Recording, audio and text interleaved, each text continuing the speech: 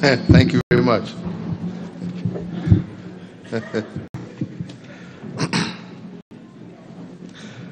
The Honorable Speaker of the National Assembly, the Honorable Speaker of the Senate, Honorable Members of Parliament, distinguished guests, ladies and gentlemen, indeed it is my distinct honor and high privilege to once again return to the chambers of Parliament to deliver my 8th State of the Nation address since my assumption of office as the 4th President of the Republic of Kenya on Tuesday, 9th of April, 2013.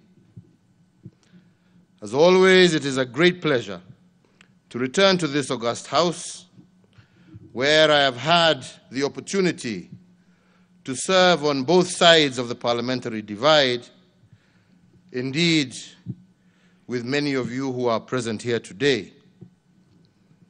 I first served as a nominated member of Parliament, introduced into this chamber by the Honorable Raila Odinga and the Honorable Musalia Mudavadi, and later as a cabinet minister. And after an unsuccessful presidential bid in 2002, I found myself on the opposition benches as the leader of the official opposition and member of Parliament for Gatundu South. 5 years later, I was called to serve as Deputy Prime Minister in the Grand Coalition Government under His Excellency, the former President, Honorable Mwai Kibaki, and the Honorable Prime Minister, Right Honorable Raila Odinga. In that position, in that administration, I held 2 positions, the Minister of Trade and later the Minister of Finance. This journey of mixed fortunes taught me that you could serve your country in any capacity, because service is not a position, it is action. It also taught me to have empathy for both sides of the parliamentary divide, and indeed all shades of political opinion. Of all the lessons, the enduring one is that Kenya is always greater than any one of us. Indeed, in times of great political turmoil, men and women must be spurred by the love of their country to bridge partisan divides and to come together to put Kenya first. It is not always easy, but honorable members, it is necessary.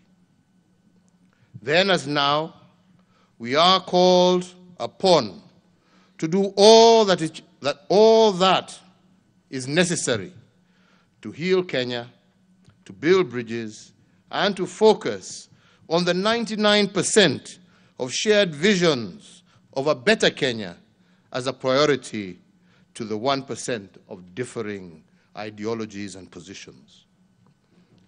Personal ambitions were placed aside for the good of Kenya and the enduring benefit of generations of Kenyans yet unborn.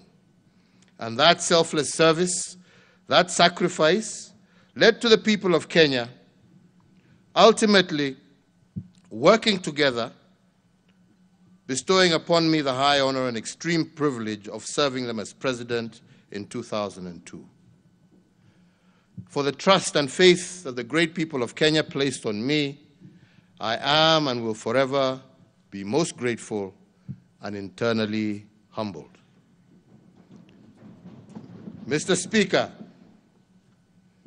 today I return to Parliament as President, and I am here to fulfill a constitutional imperative introduced into our political tradition and practice by the 2010 Constitution. In fact, I was indeed privileged to be the second president to be discharged this constitutional mandate when I first made my first State of the Nation address on the 27th of March, 2014. The Constitution at Article 132 mandates the President to report to a special joint sitting of both Houses of Parliament on measures taken and progress made in the realization of our national values as defined by Article 10 of our Constitution. I am also constitutionally obliged to report on the status of our fulfillment of the international obligations of the Republic and the state of our national security and the general state of the nation.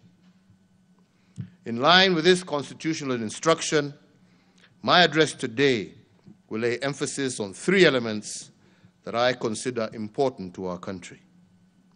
The first is the state of our economic development, which is about our national well-being. The second is the state of our social structure, which looks at the restoration and propagation of the dignity of our people. And the third is the state of our nationhood, which speaks to the soul of our nation, including the state of our democracy. Before I report on these thematic areas, allow me, ladies and gentlemen, and honorable members, to give a brief account on the state of our national response to emerging disruptions. Specifically, I want to now put on record how the power of choice on the part of our administration, as supported by Parliament and indeed the county governments, turned the COVID-19 pandemic from a national crisis to what I believe is an intergenerational opportunity. Mr. Speakers, when the pandemic hit our country in March of 2020, we were quick to warn the nation that a crisis is twinfold. It is partly a danger and partly an opportunity at the same stroke. I highlighted the inescapable fact that depending on what you focus on in a crisis, you can either emerge triumphant or indecisive out of fear and despair. In other words, a crisis is indeed all about choices. Those who choose danger and fear do not survive. Those who see the crisis through the lens of opportunity develop resilience and are able to build back better. And I say this because, for instance, a Kenyan company known as Revital, operating in Kilifi County in the Coast region, became Africa's largest producer and exporter of vaccine syringes during the COVID period. In 2020 alone, Revital exported 70 million COVID syringes to over 20 countries globally. In fact, Revital currently has the capacity to produce 300 million COVID vaccine syringes every year. The global shortage for COVID vaccine syringes stands at 2 billion, and this itself is taking advantage of opportunity. This means that Revital is able to produce 1 out of every 10 COVID vaccine syringes globally. The company saw opportunity in the crisis of COVID, adopted accordingly, and innovated its business processes to optimize on the new opportunity. Another company in the same league is Hela, a global apparel-making company with a foothold here in Kenya. In the first months of the pandemic, this company changed its strategy from producing clothes to producing PPEs and face masks. With the WHO requirements of 80 million face masks per month at the height of COVID duress, Hela produced 5 million masks a month between April and May 2020. This means that through innovation, Hela manufactured 1 out of 16 masks required globally every month, contributing immensely to the slowing down of the COVID pandemic. This again was a case of seeing opportunity in a disaster and adopting to the changes. However, choices are nothing without leadership, and I say this because when COVID-19 hit our country, my administration found itself confronted with a dilemma of two rights. Opinion was sharply divided on whether to lock down the country or to leave it open. On one side of the divide, they presented an economic argument. They warned us that to leave the country open They advised us to leave the country open and save the economy, and they argued that COVID was a health crisis that should not trump economic imperatives. The other side of the divide made a compelling health argument against the economic argument. Led by a brain trust of medical scientists and researchers, they argued that the country had no option but to lock down. Their models pointed to a soaring crisis if drastic choices were not made. According to these experts, a series of irreducible minimums had to be met before considering softer health protocols. Indeed, after much reflection, we opted for the public health argument over the economic argument. Our rationale was that you can always revive an ailing economy, but we cannot bring to life those who die from the pandemic. And with this logic informing our choices, we set out to build the irreducible minimums recommended by the experts to forestall a COVID disaster. Although the health argument won, we did not dismiss the economic argument in toto. We made fiscal choices to cushion the economy through a number of economic stimuli. And today I'm happy to go on record in this august House as having succeeded in the choices that our administration made. Because of our fiscal stimuli, today I can report that the impact of COVID on our economy was 14 times lesser than that on the global economy. As part of the first stimulus package that we announced interventions that warranted the National Exchequer to forego taxes amounting to Kenya shillings 176 billion. These tax measures included the immediate reduction of VAT from 16% to 14%, 100% tax relief for all persons earning up to Kenya shillings 24,000, reduction of pay as you earn from 30% to 25%, reduction of corporation tax from 30% to 25%. We also caused the lowering of the central bank rate, the CBR, to 7.25% from 8.25%, so as to prompt commercial banks to lower interest rates applicable to their borrowers and thereby avail much needed affordable credit to MSMEs across our country. We lowered the cash reserve ratio, the CRR, to 4.25% from 5.25%, so as to provide additional liquidity of approximately 35 billion to commercial banks in order to directly support borrowers that were distressed as a result of the economic effects of the COVID-19 pandemic. The Central Bank of Kenya also provided flexibility to banks with regard to the requirements applicable to loan classification and provision of loans that were performing as of the 2nd of March 2020. We further engaged banks and all financial institutions to support all enterprises and families that sought to restructure their commercial banking through debt moratoriums and review of tenure of these facilities. There was a temporary suspension of the listing of the credit reference bureaus of any person, micro, small, and medium enterprise, and corporate entities whose loans had fallen overdue or was in arrears.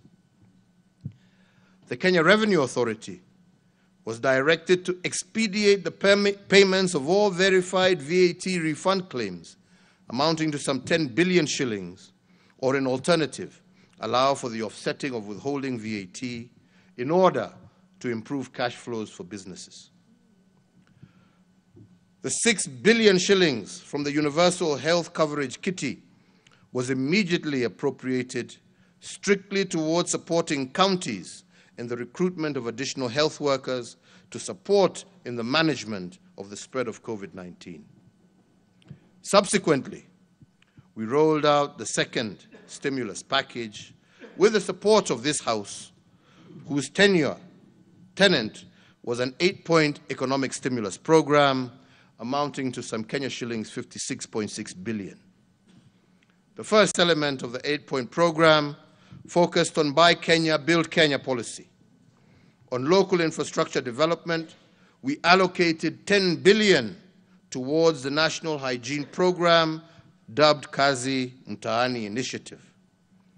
The program was conceptualized as an extended public works project aimed at utilizing labor-intensive approaches to create sustainable public good in the urban development sector. The program has so far secured gainful engagement to over 750 youths engaged in the improvements to the environment and hygiene and in the rehabilitation of access roads, footbridges, and other public infrastructure through local labor. The second was on education, with an additional 6.5 billion to the Ministry of Education to hire an additional 10,000 teachers and 1,000 ICT interns to support digital learning and the acquisition of 250,000 locally fabricated desks. The third element of the program targeted small and medium enterprises through an injection of Kenya shillings 5 billion as seed capital for the SME Credit Guarantee Scheme. The intention here was to provide affordable credit to small and micro enterprises. The fourth focused on universal health coverage through acquisition of locally made beds. The fifth element of the stimulus program focused on agriculture. We prioritized 3 billion for the supply of farm inputs through e-vouchers, targeting 200,000 small-scale farmers, and a further 1.5 billion to assist flower and horticultural producers to access international markets in a period where we had a shortage of flights into and out of our country. Tourism was the sixth area of target for the stimulus program. To jumpstart this important sector and to protect its players from heavy financial losses, we provided soft loans to hotels and related establishments through the Tourism Finance Corporation, and a total of 2 billion was applied towards renovation of facilities and the restructuring of business operations by actors in this industry.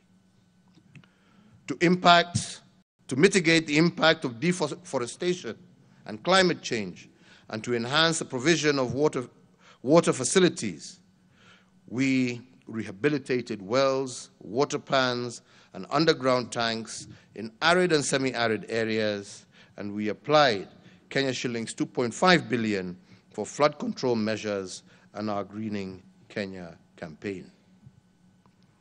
The eighth and final element was a stimulus program was manufacturing. As a strategy, we enforced the policy on Buy Kenya, Build Kenya, and we set aside an initial investment of 600 million shillings to purchase locally manufactured vehicles. This was expected to sustain the operations of local motor vehicle manufacturers and their attendant employment of workers. Mr. Speakers, the foregoing interventions help to reinforce the resilience of our economy while cushioning millions of households against the effect of the economy. And in that regard, while most economies in the world shrunk, Kenya's economy grew at 0.3 during the 2020 period, despite the COVID challenge. Although this positive growth was minimal, the second quarter of 2021 registered the most impressive growth ever recorded in our nation's real GDP. During the second quarter of 2021, real GDP recorded a phenomenal 10.1% growth, and this is the highest growth ever recorded in one quarter in Kenya's history. It is also the first time Kenya has hit a double-digit growth number. The last time Kenya's economy got close to this kind of performance was in 2010, during the Grand Coalition government, when the economy hit an 8.4% growth rate. And it was this impressive trajectory that led me to announce the 13-point interventions unveiled on Mashujaa Day this year to cushion the economy with a further Kenya shillings 25 billion as our third stimulus package, pushing the aggregate of our stimuli over the COVID period to Kenya shillings 257 billion. The third stimulus package focused on the key productive and service sectors that covered agriculture, health, education, drought response, policy infrastructure, financial inclusion, energy, and environmental conservation. These 13 interventions were as follows.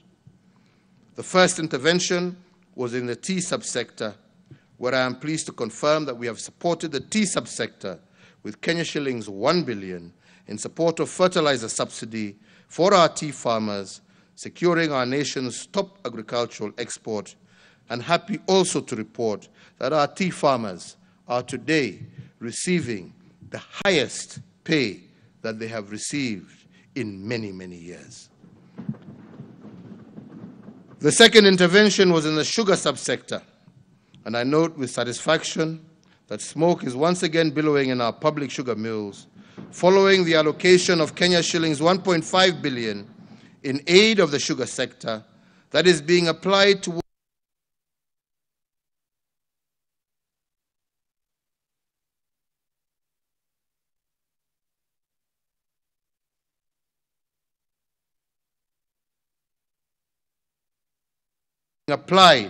towards completion of the ongoing targeted interventions in the coffee subsector. The fourth intervention was in the livestock subsector.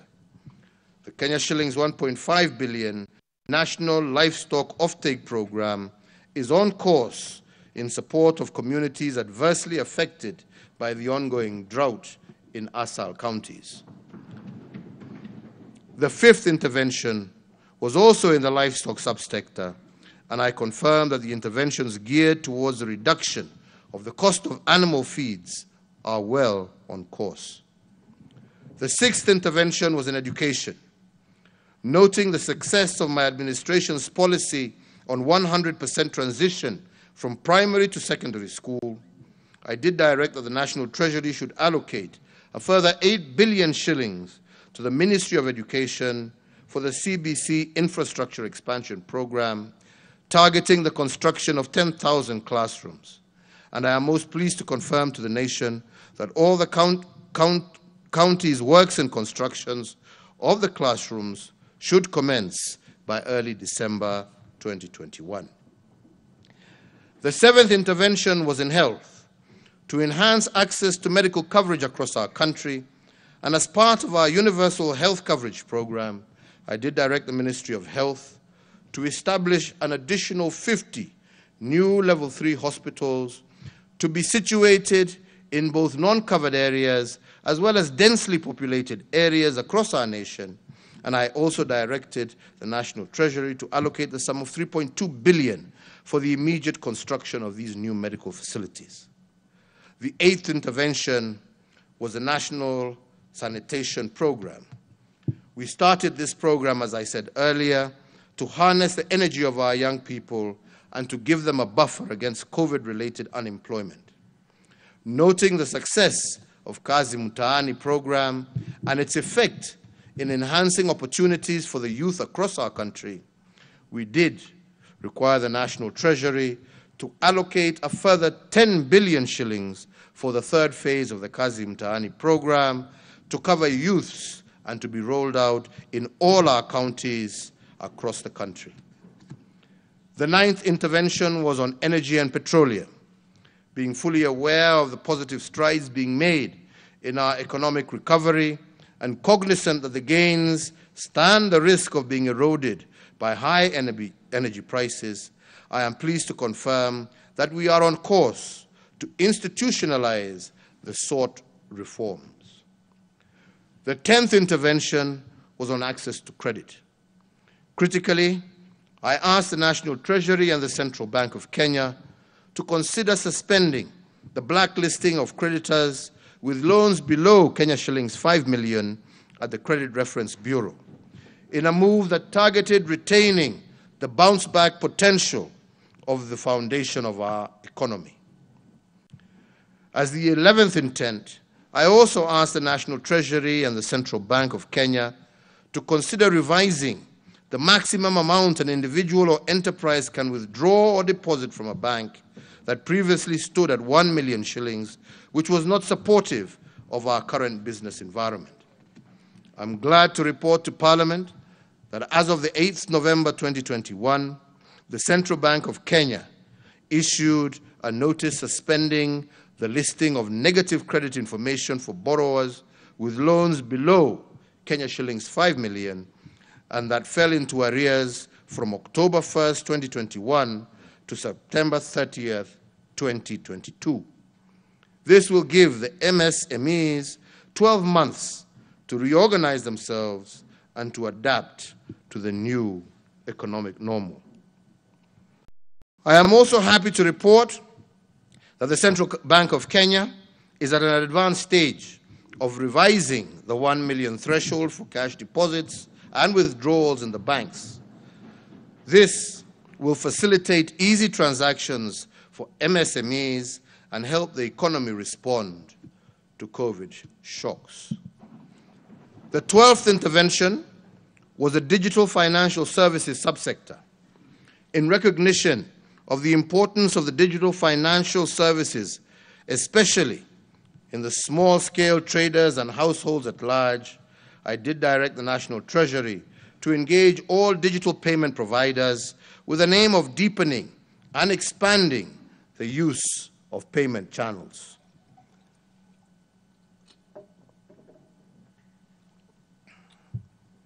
The third intervention was two-pronged.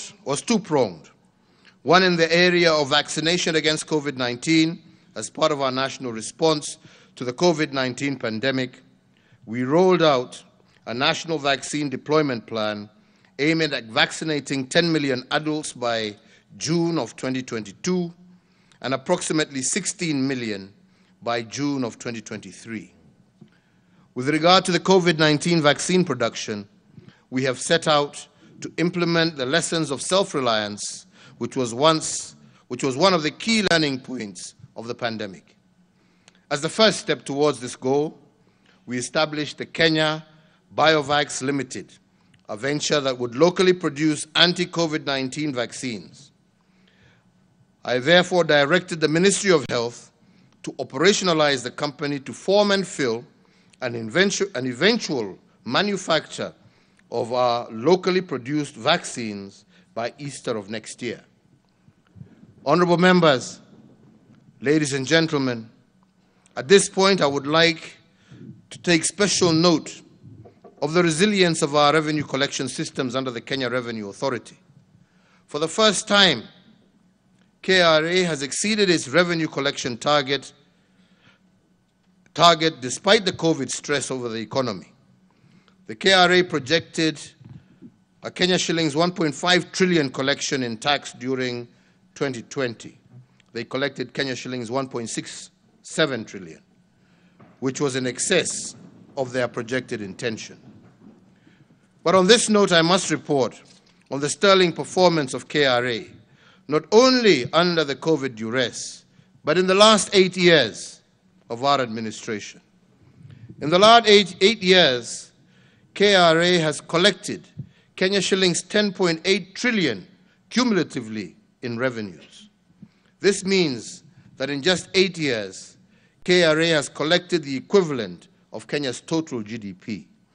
It also means that on average, KRA collected 1.3 trillion shillings every year. Honorable speakers, honorable members, to accelerate the turnaround of our micro, small, and medium enterprises under the ease of doing business government agenda, my administration has implemented remarkable reforms over the years. These measures have not only improved the country's business climate, they have also mitigated the challenge and bottlenecks impacting business. The key reform that we have implemented include the full automation of business registration services, re-engineering of the application for power, water, and sewer connection, and the automation of the land registration process. In addition, we have adopted e-payment, e-filing, and e-service at the commercial divisions of the High Court and fully operationalized the Small Claims Court, which has seen disputes involving SMEs, mostly our young people, being resolved within a record 60 days and thus freeing capital locked up in legal disputes. Equally important is the full automation and streamlining of the payment of taxes in order to ease the burden of compliance and the redesigning of the import and export processes, which has reduced the cost while improving efficiency of our ports, among other notable reforms. Mr. Speakers, as an affirmation that our reforms on ease of doing business are bearing dividend, just last week we scored a global first with the President of the European Investment Bank, who was in the country to witness the official opening of the European Investment Bank's first regional hub outside the European Union. The Nairobi Regional Hub will cover 11 countries in Eastern and Central Africa and will act as a pilot for the setting up of other EIB regional hubs into the future. This speaks to our administration's agenda to position Nairobi as an international financial center. But an even better example of COVID resilience is the strengthened relationship between the national and county governments. Although the National and County Government Summit has operated smoothly since it became effective, I must admit that the COVID pandemic revitalized its energy. Whenever we gathered as a summit during this crisis, the consciousness of the entire nation was called to order. We put asunder the political dynamics of the moment, and our only business became Kenya. We demonstrated in word and in deed that devolution is a powerful driver of social economic development, and it creates synergies and acceleration points that in turn generates tangible benefits for all Kenyans. We understood very well that to overcome the crisis, we had to act as one. Rather than allowing the nation to succumb to COVID fatigue, we came together and galvanized our people towards strength, resilience, and building back better. Where others stumbled and fell, we rose and soared. During the COVID stress period, the national and county governments demonstrated their true leadership. Nothing demonstrates this better than the strengthening of our healthcare systems under the dark cover of the COVID-19 pressure. When the COVID pandemic hit our country, we had ICU bed capacity only 180 beds countrywide. This translated to an average of 2 ICU beds in each county. But in the face of COVID, this reality was a disaster. But given the collaboration between the 2 levels of government, we increased ICU bed capacity by 502% during the COVID period. Equally important to note, during the COVID-19 pandemic, we had the capacity only to generate 3 million liters of oxygen per day in March of 2020. Today, I am proud to say that we have improved our oxygen generation capacity in public health facilities by 10 times to 32 million liters per day as of October 2021. Kenya can be proud of one more innovation. In March of 2020, we had only 1 laboratory that could test notifiable diseases of international concern. In fact, we had to send our tests for notifiable diseases to South Africa. When the COVID pandemic hit our country, we had to wait 5 days for the South African laboratories to send us results. Today, we have moved from 1 testing laboratory to 95 well-equipped laboratories. What is it then that we have learned from the COVID disaster? We have learned that our solutions must be homegrown.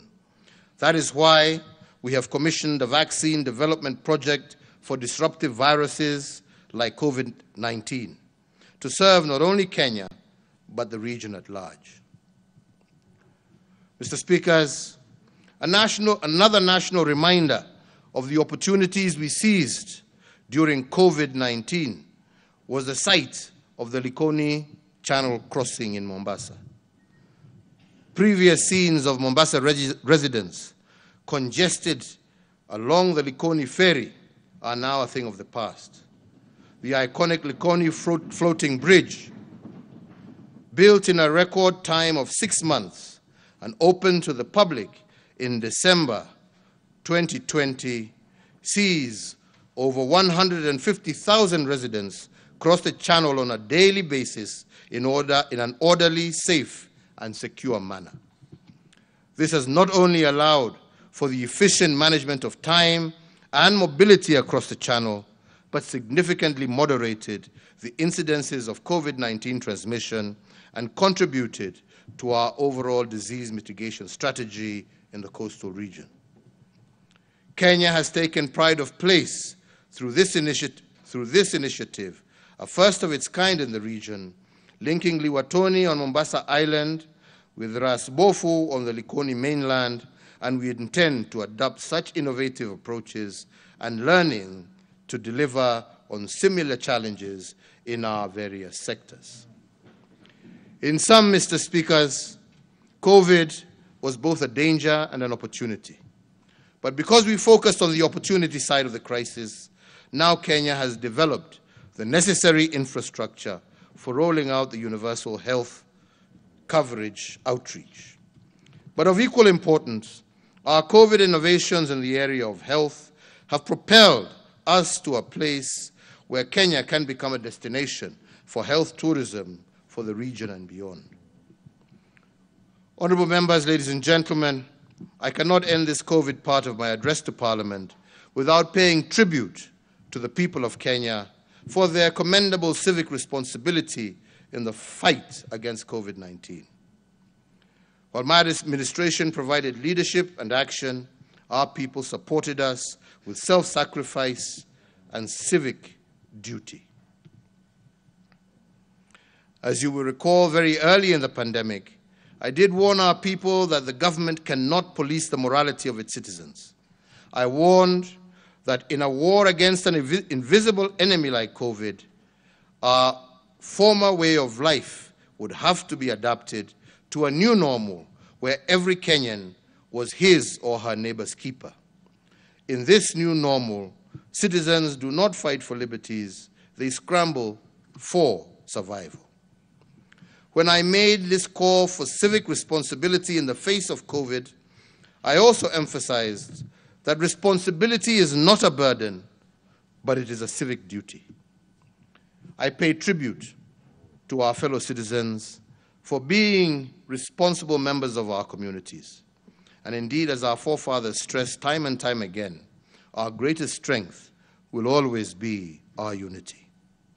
Today, I am happy to report that despite the challenges and immense pressures and limits on our way of life, Kenyans did rise to the task and acted responsibly. Where others were reluctant, Kenyans gladly sacrificed for the good of the whole. For that reason, we were able to bend the curve and prevent the worst-case scenarios. And due to this, and after careful consideration, during the Mashujaa Day celebrations, I lifted the curfew and restriction of movement countrywide. Once again, as we have always done, we have shown that Kenyans are a people who put country above self, neighbor above individual, and we are a people who firmly believe in exercising our rights and freedoms in a responsible and purposeful manner. While a few battles have been won, the war against COVID is not yet won, and we cannot rest on our laurels.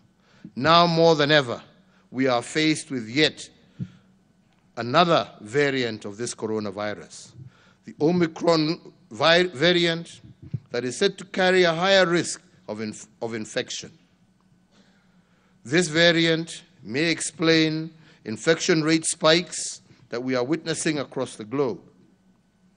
I did pledge to the nation in June of this year that by Christmas we would have over 10 million adults vaccinated. As of today, we have achieved a target of 7.1 million Kenyans, up from 5 million as announced on Mashujaa Day in October 2020. Mr. Speakers, to fortify our national resolve against COVID-19 and in honor of all those Kenyans that we have lost to the disease, I do urge today all Kenyan adults to visit their nearest medical facility to receive their COVID-19 vaccinations. The COVID-19 vaccines are in stock across our country and in all our counties, and already with a daily average rate of over 100,000 vaccinations, we have a much smaller target to meet within the next 25 days. I therefore once again call on all Kenyans to rally under the call of 25 days to Christmas to secure their vaccinations, to meet and surpass the target that we set ourselves. And I invite the media in all its various forms to use their platforms to perform the social good and promote the vaccination campaign. This new variant's profile, as for now, remains unknown. It is therefore better to err on the side of caution. By receiving our vaccinations, we will have played our part in securing not only our own lives, but also in protecting the lives of those around us. Let us be responsible in this endeavor. That shot in the arm is the most powerful weapon against the disease that has ravaged the world. That shot in the arm of every adult Kenyan will also be a shot in the arm for our economy and our social institutions. It ensures that we can conquer, that if we can conquer and put this disease aside and fully return to normal, we can continue on our growth trajectory. No Kenyan should hold back from this perfectly safe and free way to protect yourself, your family, your neighbors, your colleagues, and the nation at large. Let us tear down this disease, ladies and gentlemen. Mr. Speakers, throughout our history, the collective task of nation building has been guided by the shared aspirations of eradicating the indignities of ignorance, disease, and hunger. This was the vision that fueled our struggle for independence.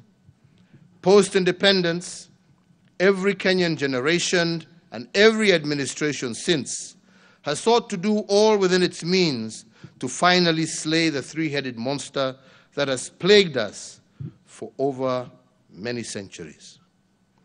To steer the nation towards a path for the realization of these aspirations, the people of Kenya entrusted the responsibility of actualization of that vision on the elected and appointed state officials and officers to whom the powers of our nation have been delegated to.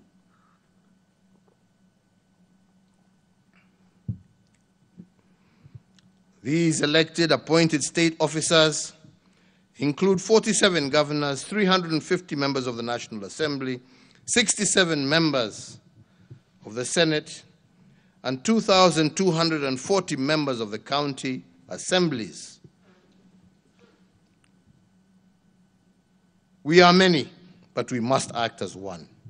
One government of Kenya that acts in unison to give the people of Kenya a better present and a brighter future. Our collective contributions to move the nation closer to our destiny of a more fair, just, and equitable Kenya for all builds on the intentions of previous administrations as supported by the Houses of Parliament and the organs of the state. I say this fully aware of the enormous work, that this enormous work cannot be concluded in one generation. Ours is a relay race, where we receive the baton and run the race and pass it on to our successors unbroken. Mr. Speaker, sirs, the most notable intergenerational quest is what inspired the Big Four agenda as a strategic guide for my second term in office. To do so, my administration and our colleagues in both tiers of government had to make commitments towards a transformation in 4 key areas of intent. The first one is liberating our people from the poverty of dignity caused by inadequate services. The second is transitioning our people, especially our youth, from being recipients of handouts to producers of goods and services, as well as owners of capital. The third is building a holistic base of human capital that is food secure and health assured. And the fourth is the restoration of the dignity and the pride inherent of one owning a decent home. Mr. Speakers, I will now give an account of what my administration has done not only in the last year, but what we have attempted to do in the last 8 years as well. And I will use the last 8 years to give this august Houses a scale against which everything that my administration has achieved is to be measured. I will use history as a yardstick that we can borrow from to appreciate the achievements of our 2 tiers of government and our objective of delivery. The first area of thrust that I will report on is the state of our economic development, and I will borrow from the 4 legacy frames I articulated in my Madaraka Day speech of June 30th, 2020 in Kisumu City. Under the state of our economic development, I will report on 2 frames that have guided me and my administration. These are economic acceleration and the big push investments. Allow me, honorable members, to start with economic acceleration, which is increasing the speed of achieving our economic goals. I also use the word acceleration to imply the mechanism of multiplying our economic fundamentals. When my administration took office in April of 2013, we were eager to multiply what was bequeathed to us. And I am happy to report to this Parliament that we have multiplied our critical fundamentals in ways that even I did not imagine possible. For instance, in 2013, Kenya was Africa's 12th wealthiest nation with a GDP of 4.74 trillion Kenya shillings. This GDP was accumulated in a span of 123 years through 4 administrations before ours, because I include the colonial administration. In just 8 years, my administration has multiplied the GDP by a factor of 2+. Today, our GDP stands at Kenya shillings 11 trillion, up from the 4.75 trillion, and from being ranked as the 12th wealthiest nation in Africa when I took over, we have now moved 6 ranks to become the 6th wealthiest nation in the continent on account of the choices that we have made. And as I said earlier, in the second quarter of this year, our real GDP grew by 10.1%, the first such growth in the history of our economy. The notable contributions to this growth include the ICT sector, which grew by a significant 25.1% in the second quarter of 2021. In fact, the ICT sector is projected to become a prime mover of our economic growth in years to come. Other sectors that contributed significantly to the real GDP in the reference quarter include the transport sector, which grew by 16.9%, and manufacturing, which grew by a record 9.6%. However, the hotel industry presents a more compelling picture of recovery from the COVID menace. At the height of the COVID pandemic in 2020, this industry registered a negative growth of 63.5% in the third quarter of 2020.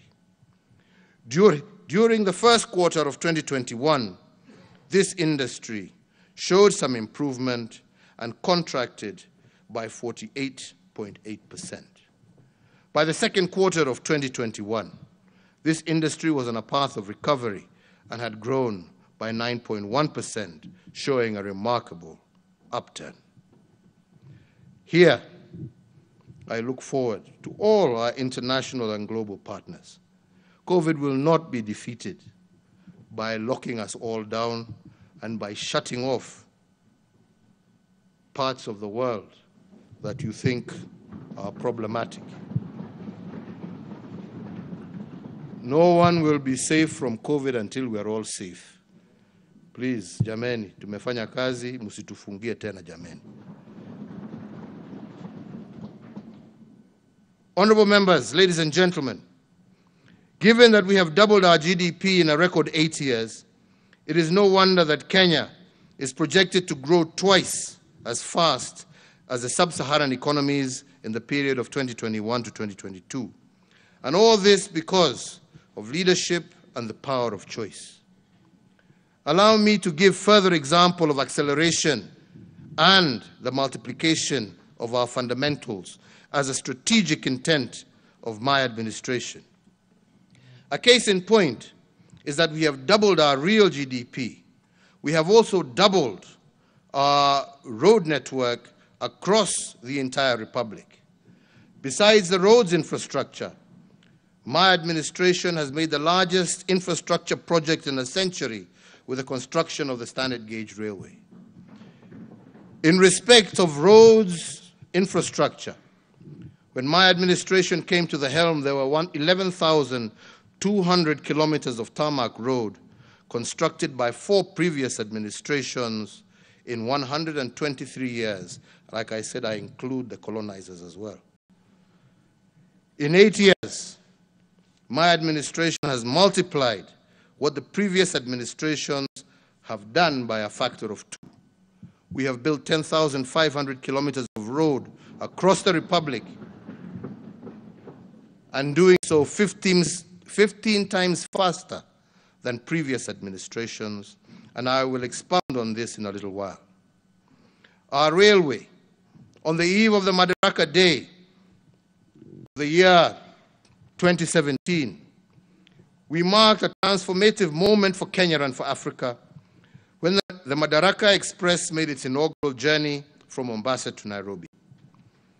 The largest infrastructure project in Africa had become a reality, and a brand new modern railway had become a feature of our homeland and nation.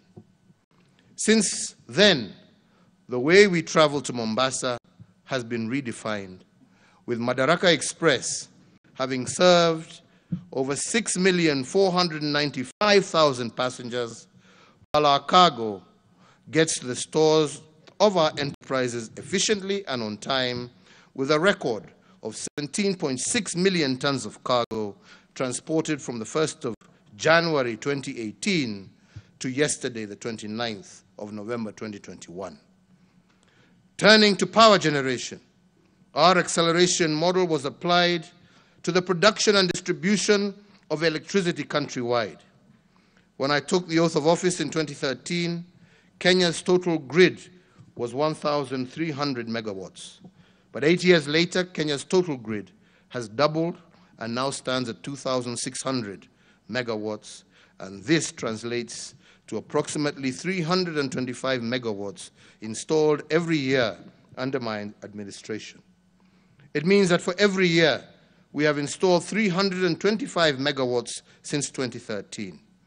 Previous administrations installed a combined average of only 12 megawatts per year.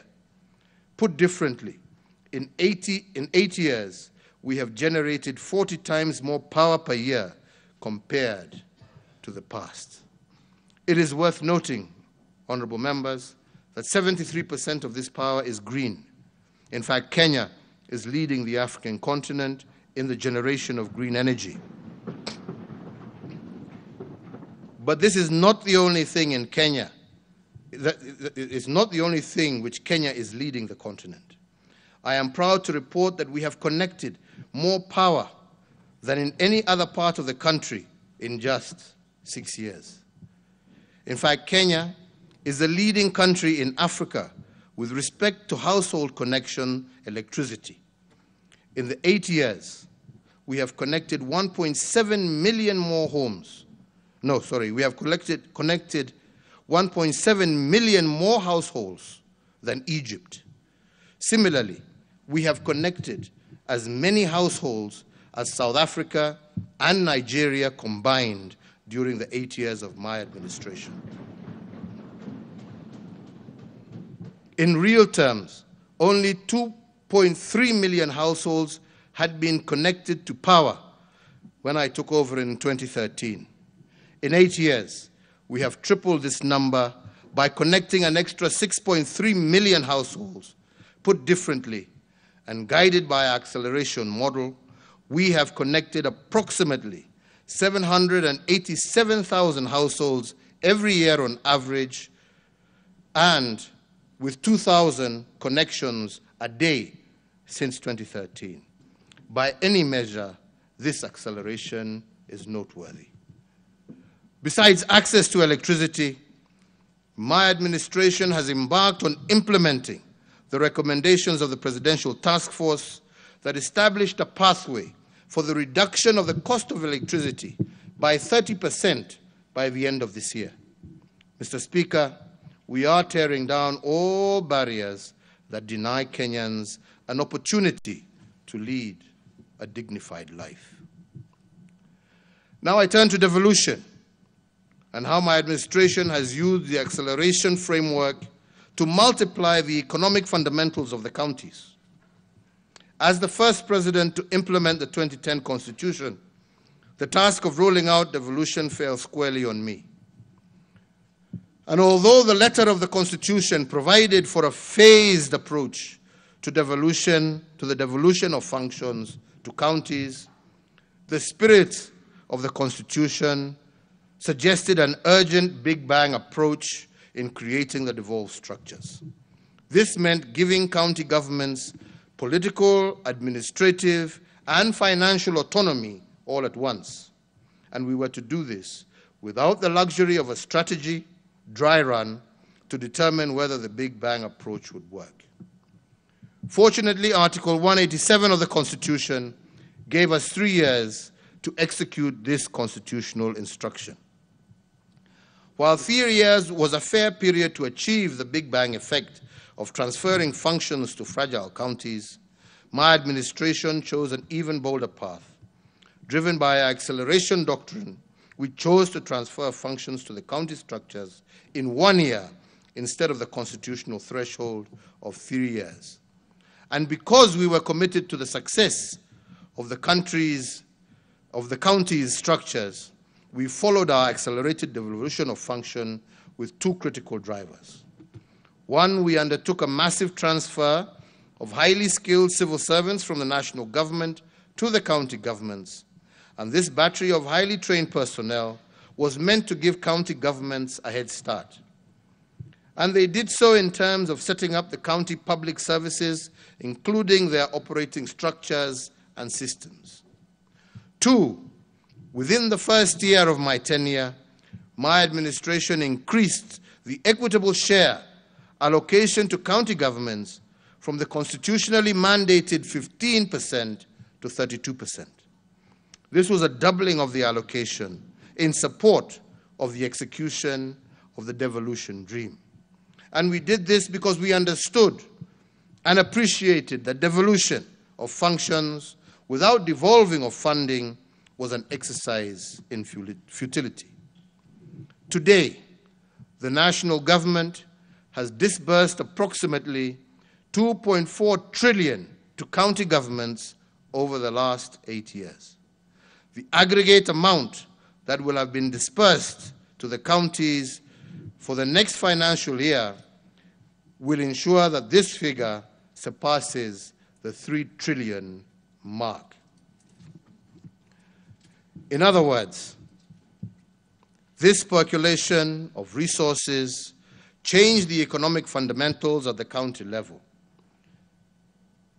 It has fast-tracked the embeddedness of devolved functions in 8 years, and evidence abounds on this, but allow me to give a few examples. Accelerated devolution has, for instance, delivered shoes with a magical label made in Kitui County, Kenya, and given Makueni County its first mango processing plant. Makueni County received 110 million from the Devolution Advice and Support Program. This money supported the processing plant and benefited 12,000 mango farmers by creating value addition. That plant is now buying one mango at 15 shillings from farmers who previously sold their produce in the open marketplace at 5 shillings at the very best, other than let their mangoes rot away. Their incomes have grown tenfold and provided ground for their farming undertakings to take off. Makueni is also on record as being one of the counties with the capacity to manufacture its own oxygen, especially in the context of COVID-19. And their universal health care insurance scheme, known as Makueni Care, is also a good example. Another example of county innovation is in Kajiado. In the wake of COVID-19 pandemic, the county looked for a way of distributing food to members of its populace through an integrated system dubbed M-Riziki, which virtually linked financiers and beneficiaries. 30,000 households of their population in Kajiado were able to receive food using the system in 2020.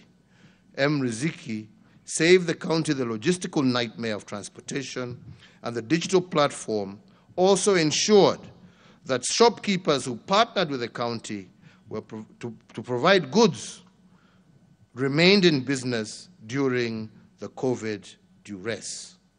This innovative approach in distributing relief food closed off avenues of corruption and created highly efficient ways of delivering services to the population. Honorable members, there are many more testimonials on how accelerating the formation of county structures and supporting them with skilled personnel, resources, and legislation has embedded devolution in the last 8 years. Once sleepy towns across the country have now roared back into life, driving not just grand infrastructure projects, but also tangible increases in household incomes of ordinary Kenyans. Mr. Speakers, as devolution takes root, and as an affirmation of the equitable development we continue to enjoy, and in keeping with the resolution of the Senate, I will tomorrow, the 1st of December 2021, have the high privilege of conferring on Nakuru Municipality city status. Nakuru City will join Kisumu, Mombasa, and Nairobi as cities, and with their reputation as East Africa's cleanest town, all of Kenya looks forward to Nakuru City growing by leaps and bounds. So, honorable members, I am happy to report to this august House that my administration has laid a firm and sound foundation for the devolved system of government, a foundation that has the potential to multiply the economic fundamentals of our county economies immeasurably. Ladies and gentlemen, you may ask why we choose to accelerate certain goals in our development agenda. Why do we choose to accelerate the issuance of title deeds, double our road network, build brand new railway lines, double our power production, double our GDP. Why has my administration taken such tremendous strides in creating accelerated development? Honorable members, it took England 200 years to industrialize. It took the United States of America 160 years, and Japan 110 years. However, we look not to these nations, but to China, which has compressed their progressive economic change experience by these countries into a single generation. Instead of taking 200 years, instead of taking the 200 years it took England to industrialize, China took only 25 years. Similarly, the 4 Asian tigers of Hong Kong, Taiwan, Singapore, and the Republic of South Korea took 25 years to industrialize instead of the hundreds of years it took others. And that is why their accelerated growth was called the Asian miracle. The secret to these miracles was acceleration. The Asian tigers, for instance, accelerated the achievement of its critical development fundamentals, and this allowed them to industrialize at a rate that was faster than normal. They contracted their development timelines by implementing aggressive interventions on multiple sectors of their economies simultaneously. This reduced the intervals between the phases of industrialization and allowed them to catch up with the West. Unlike these countries, the policy choices of my administration have been about contracting our development timelines through aggressive implementation of projects. We are moving with speed because there is no time like the present to deliver the dreams of Kenyans for a better tomorrow. If the acceleration model has worked for the Asian tigers, who were at the same level of development as Kenya in 1965, they can work for us too. And if these countries industrialized in 25 years because of bold choices they made, we too can set the path for economic transformation and achieve it in record time, especially if we stop stealing. Mr. Speaker, allow me to report on the second frame of my development agenda, which I referred to in my Madaraka Day speech of this year as the Big Push investments. These are the bold undertakings that are futuristic in outlook. Most of these interventions are in the form of roads, rail, and ports. Some of them are revival of dead capital installed by previous administrations, which are nonetheless critical to our development path today.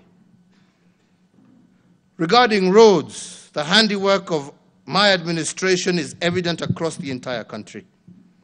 There are some counties that have received their first tarmac roads since God made Kenya. And this was done during my administration. And as I said earlier, in 8 years, we have built approximately the same number of kilometers of road that were built by the colonizers and the 3 previous independent administrations.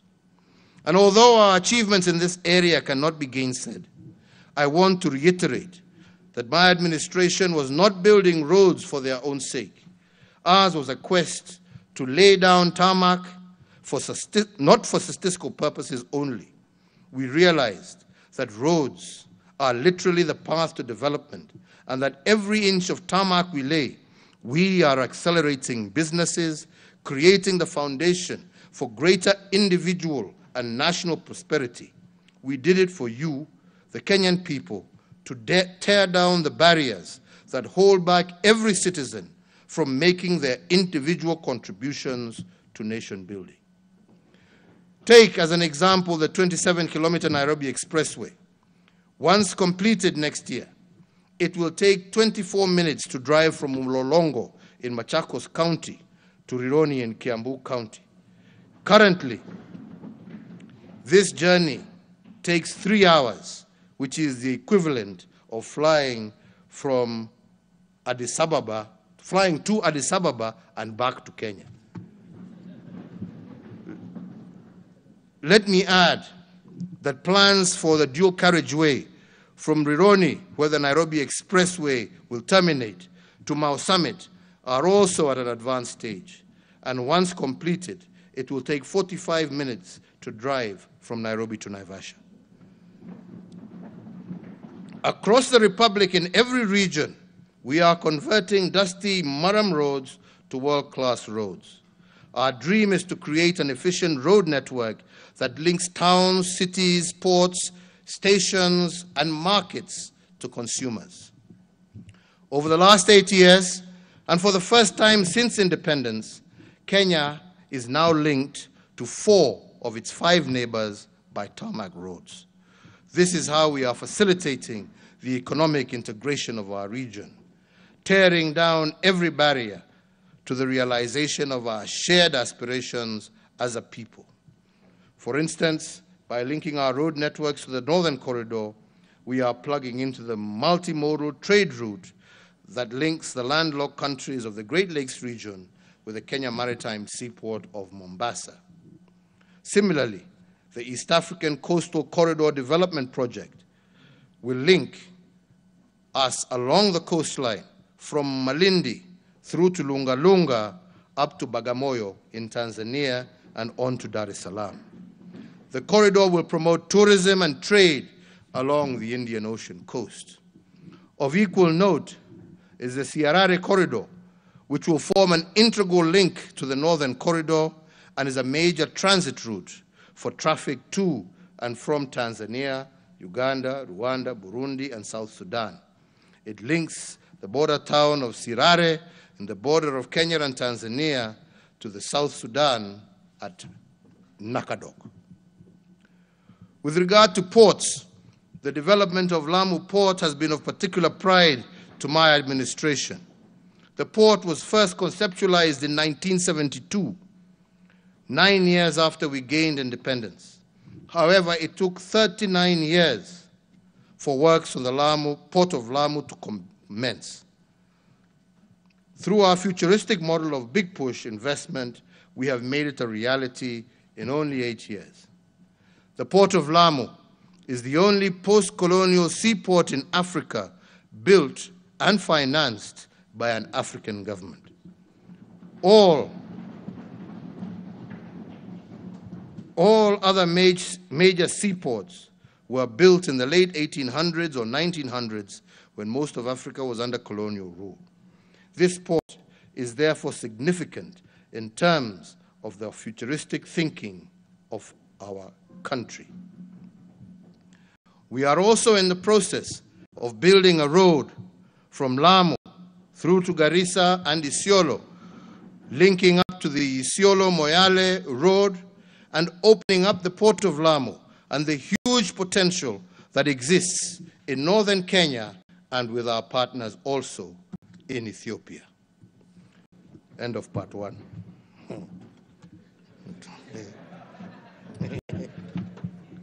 Interval.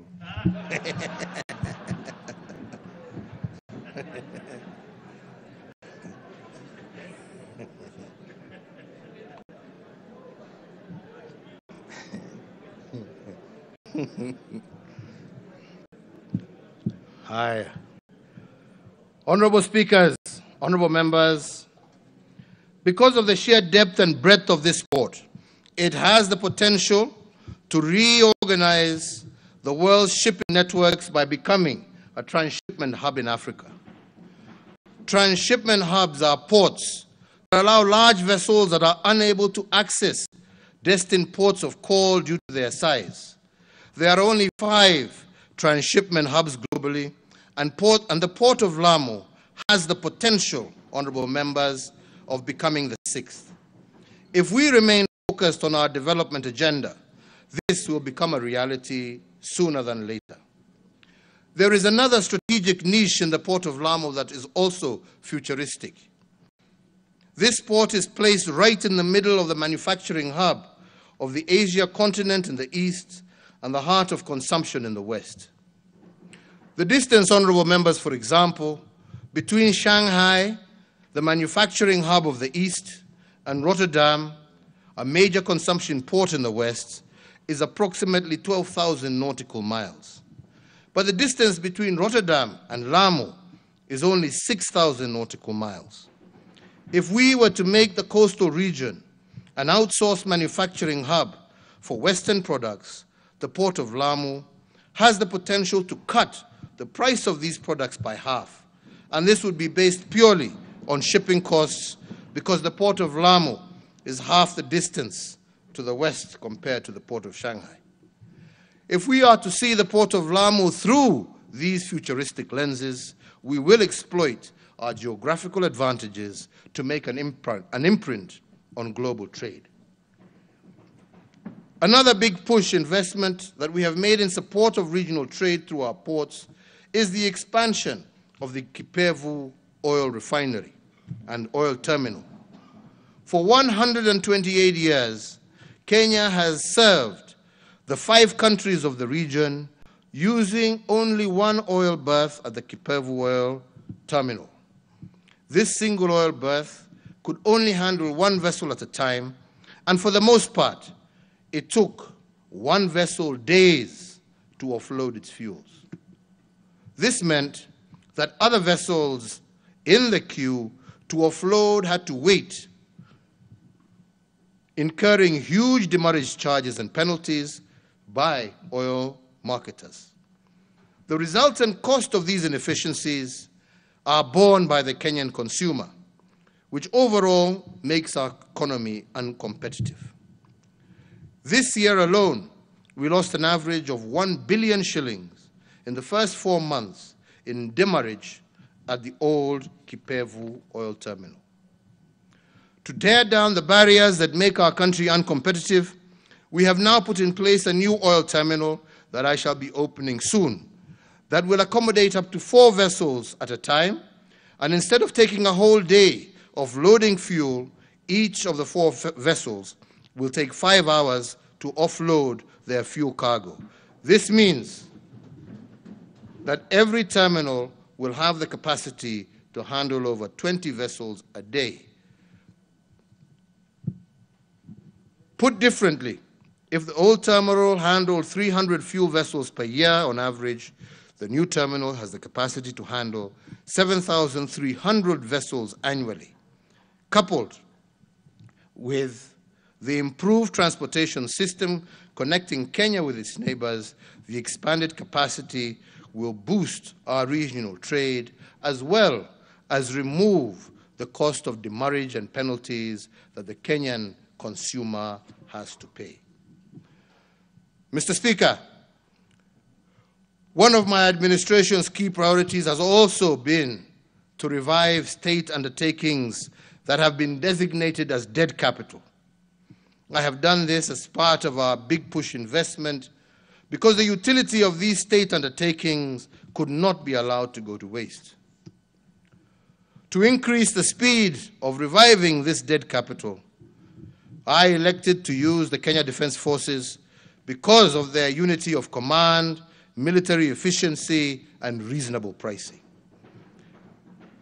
As an example, after KDF took over the Kenya Meat Commission, they turned it around in just a few months. Whereas previously, it took farmers 4 years to be paid, they are now paid in 72 hours.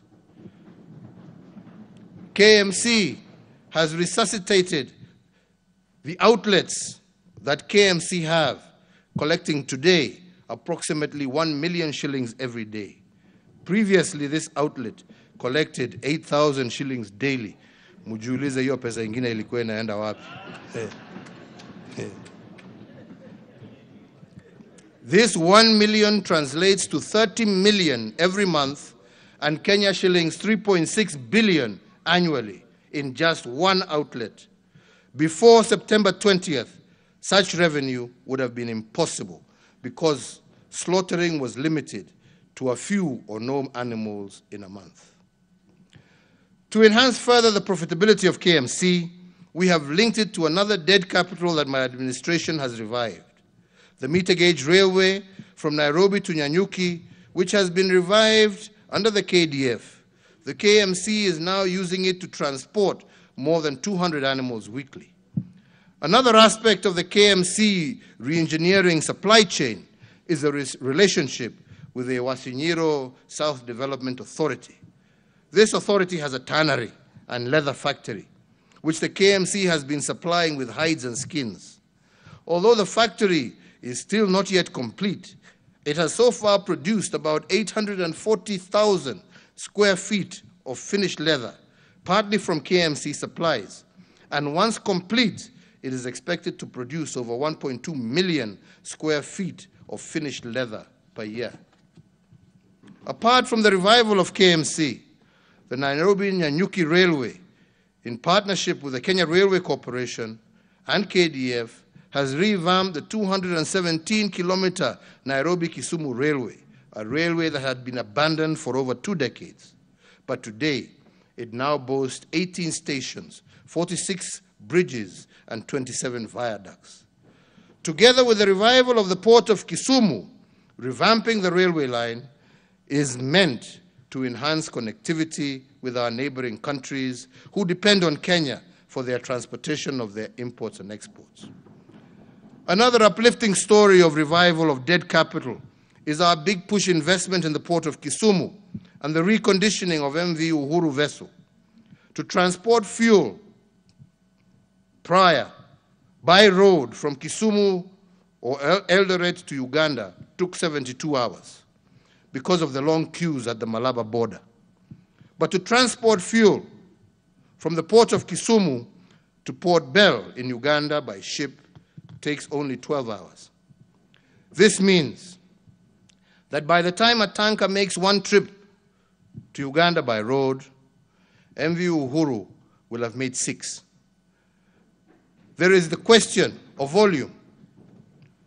One tanker carries 20,000 liters of fuel, but one wagon aboard MV Uhuru carries 60,000, which is 3 times the size of a tanker.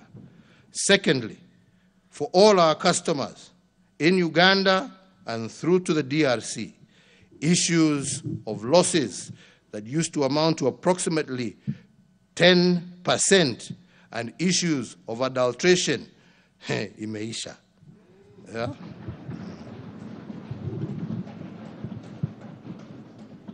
To date, we have transported over 80 million liters of fuel across Lake Victoria to Uganda. Mr. Speaker, my administration has set in motion the process of reviving the blue economy. A blue economy strategy is set to reclaim all fish landing sites is in place, and we have set up a Coast Guard to secure our maritime assets, and we have come up with a legal framework that will ensure that all fish caught in Kenyan waters are landed in Kenya. It is worth for Parliament to note that in the 1990s, Kenya used to process 5% of the global loin tuna catch. This was produced by a company known as Wananchi Marine Products Limited, based in Liwatoni in Mombasa. When this company, for reasons, collapsed, Kenya's tuna was extracted by other countries and resold in foreign markets. Inability to export our tuna resources has seen Kenya lose a potential revenue of Kenya shillings 3 trillion since 1982, when the exclusive economic zone was set up by the United Nations. And to revive this dead capital, my administration formed the Kenya Fishing Industries Corporation in 2019 to regulate the exploration of Kenya's maritime and fish products. This corporation took over from the defunct Wananchi Marine Products, and it is in the process of setting up marine landing sites and processing plants in Lamu, Shimoni, and Liwatoni. Once fully operational, the goal is to land 300,000 metric tons of tuna every year and to employ a workforce of approximately 60,000 people. This industry has the potential to rake in for Kenya 200 billion shillings. Overall, as we seek to improve our infrastructure, our commitment to sustainable development is uncompromising. It is the solemn duty of present generations to consciously conserve their natural beauty, ecological splendor, and pristine environment that we received from our forefathers and from generations before them. And this to pass on to future generations in as a good state as we can, unbroken as it was given to us, if not in better condition. In this regard, I note with satisfaction that our Greening Kenya campaign continues to gain momentum, and as a result, approximately 71,794 kilometers squared of our homeland is currently constituted of tree cover, representing 12.12%, while 52.279 kilometers squared of our country is under forest cover, which represents 8.83, up from 6% previously. Mr. Speakers, we are indeed on course to meet our target of 10% forest cover by the year 2024. For trees are without doubt the lungs of our nation. Mr. Speakers, now I turn to the third frame, which I have used to organize the achievement of goals in my administration. I call it the restoration of dignity, and it is a campaign against the three enemies identified by our forefathers, that of ignorance, poverty, and disease. The founding fathers of our nations defined dignity as freedom from want and freedom from fear. They taught us that there is no self-rule where there is no self-worth. And under this frame, I will report on the state of our water, health, education, and security sectors. Where there is no access to clean drinking water, there is no dignity. And that is why my administration prioritized and succeeded in providing 35 million people with access to clean water. When I took office in 2013, our entire country was served by just 99 public boreholes. In the past financial year alone, we have managed to sink 262 public boreholes, and today more than 2,511 public boreholes have been sunk since 2013, a 25-fold increase in the previous number of boreholes. In order to continue this widening of access to clean water, my administration has over the years invested over 200 billion to implement various dams and other integrated community projects that will increase water supply to vulnerable communities. In the Nairobi metropolitan area alone, the project is set to supply 41.3 million liters of water per day to an additional 2.1 million residents. This is critical because the poverty of dignity is most pronounced in water-scarce economies of the informal settlements and in vulnerable communities. For instance, as is known by some members here, the average daily consumption of water per household in informal settlements in Nairobi is 40 liters. If the price of 40 liters is 40 shillings, a household will have to spend 1,200 shillings per month buying water alone. This is 20% of the income of an average family in most of our informal settlements. And for the most part, the price of water has been higher than that of rent. The poverty of dignity is well illustrated when one considers that the price of water for the rest of Nairobi is Kenya shillings 46 per 1,000 liters. Put differently, the dwellers of our informal settlements have been paying 25 times more for water compared to the rest of Nairobi dwellers. And this is why the Nairobi Metropolitan Service has set up 1,600 water points in all our informal settlements to supply free water to the residents. This initiative has saved dwellers of these settlements up to 20% of their incomes and approximately 1,200 shillings per household, and this is what I call freedom from want. Mr. Speaker, one of the most indignifying challenges of our people has been the high cost of health care. There are many testimonies of how families have had to sell ancestral land to cater for high medical bills. this not only rips them of their dignity, but also deprives future generations of ancestral address. The objective of my administration is to end this by providing 100% universal health coverage for essential health services by starting this year. The constitutional right to health care is the element that my administration has been consistently working to fulfill by investing in health facilities, medical equipment, and human resources for health. Our success in this area has been lauded internationally. According to Healthcare Index, which gives a single measure of the state of each country's health system based on data provided by the World Health Organization, Kenya today ranks third behind South Africa and Tunisia among the most improved health systems in Africa in the year 2020. To achieve this, my administration has had to work to increase affordability and availability of healthcare services for all Kenyans. Access speaks to the geographical availability of healthcare facility services, affordability to both the cost of healthcare services and the ability of Kenyans to pay for these medical services.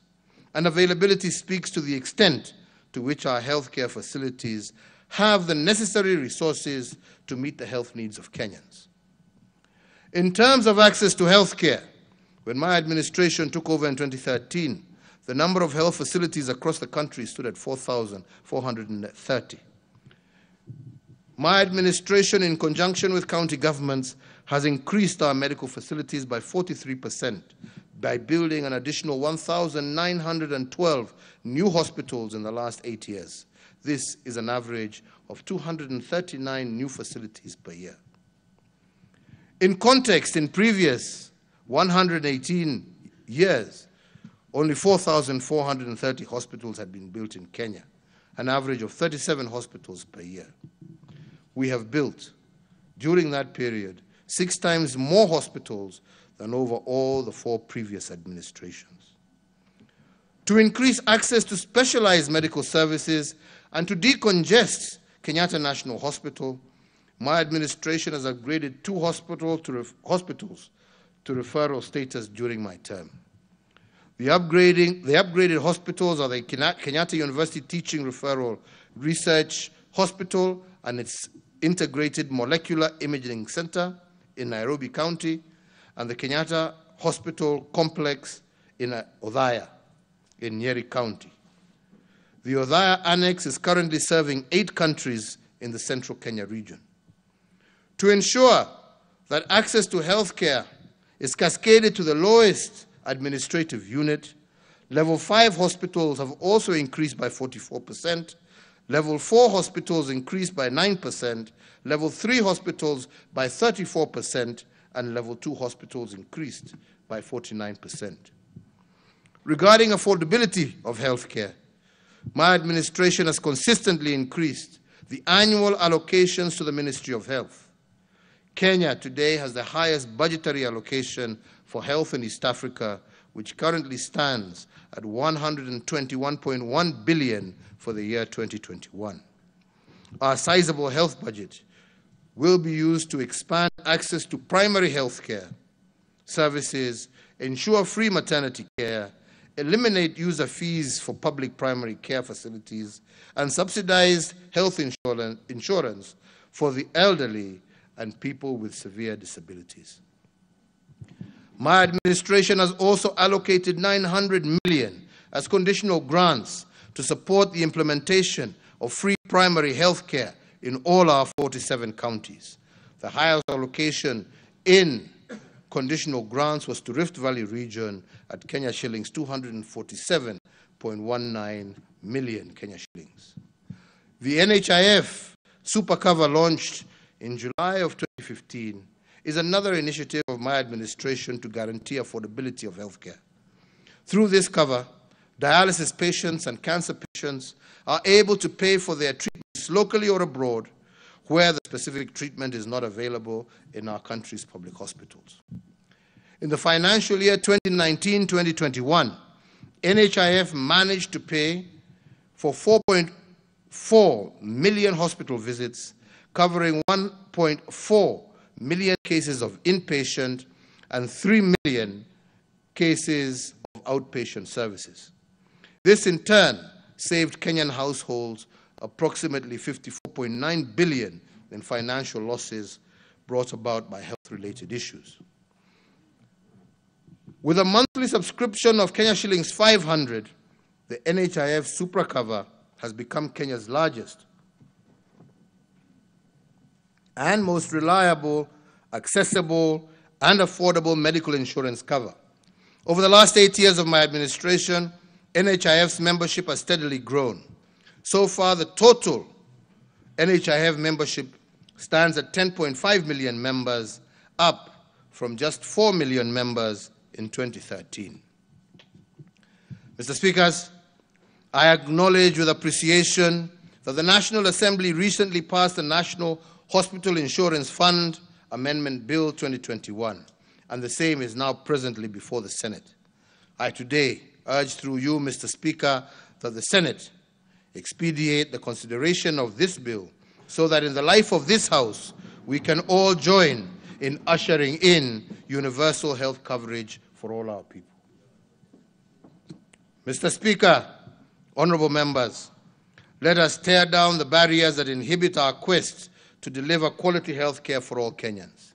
To improve the standard of health care facilities, my administration has boosted bed capacity, improved access to medical equipment, and increased the number of medical training schools. In 2013, for example, the total bed capacity in public health facilities stood at 56,000 hospital beds. This has increased by 47% to 82,000 hospital beds in 2020. The northeastern region of our country has experienced the highest expansion in hospital bed capacity, up from 2,443 hospital beds in 2013 to 4,566 hospital beds in 2021. This is followed by the Nyanza region, which has experienced an expansion in bed capacity of 63%, from 9,249 hospital beds in 2013 to 15,054 hospital beds in 2020. Nairobi has also experienced an expansion of 57%, from 7,866 hospital beds in 2013 to 10,399 hospital beds in 2021. Through the Managed Equipment Service project, my administration has supplied 1,241 pieces of specialized medical equipment, with 113 hospitals being equipped in 47 counties at a cost of Kenya shillings 43 billion. In 2013, when I took over, there were only 26 dialysis machines countrywide. Today, that number stands at 603 dialysis machines. These machines have thus far benefited 383,000 patients, and through the NHIF scheme, they have saved Kenyans approximately 2.3 billion Kenya shillings. Similarly, we have increased the number of radiology and imaging machines across the Republic. Using the health insurance scheme, this has benefited 4,534,000 patients and saved Kenyans a total of 47.6 billion. Mr. Speakers, to add another arrow in our agenda on the management of cancer as part of our universal health coverage, about 1 month ago, I presided over the official opening of the Integrated Molecular Imaging Center at the Kenyatta University Referral Hospital. The groundbreaking facility is not just the first of its kind in Kenya, but for the entire sub-Saharan region. As a result, many of our patients suffering from cancer will now have the benefit of early detection, leading to early treatment and cure, and thus saving many, many lives. This will in turn relieve our families of acute financial stress and burden that comes with a cancer diagnosis, and the physical and emotional burden that comes along with the management of the disease. Honorable members, regarding medical training, the number of Kenya medical training college campuses has increased from 28 campuses in 2013 to 71 campuses today. This year, the number of graduates of KMTC was 3,319 compared to 111 graduates when I took over in 2013.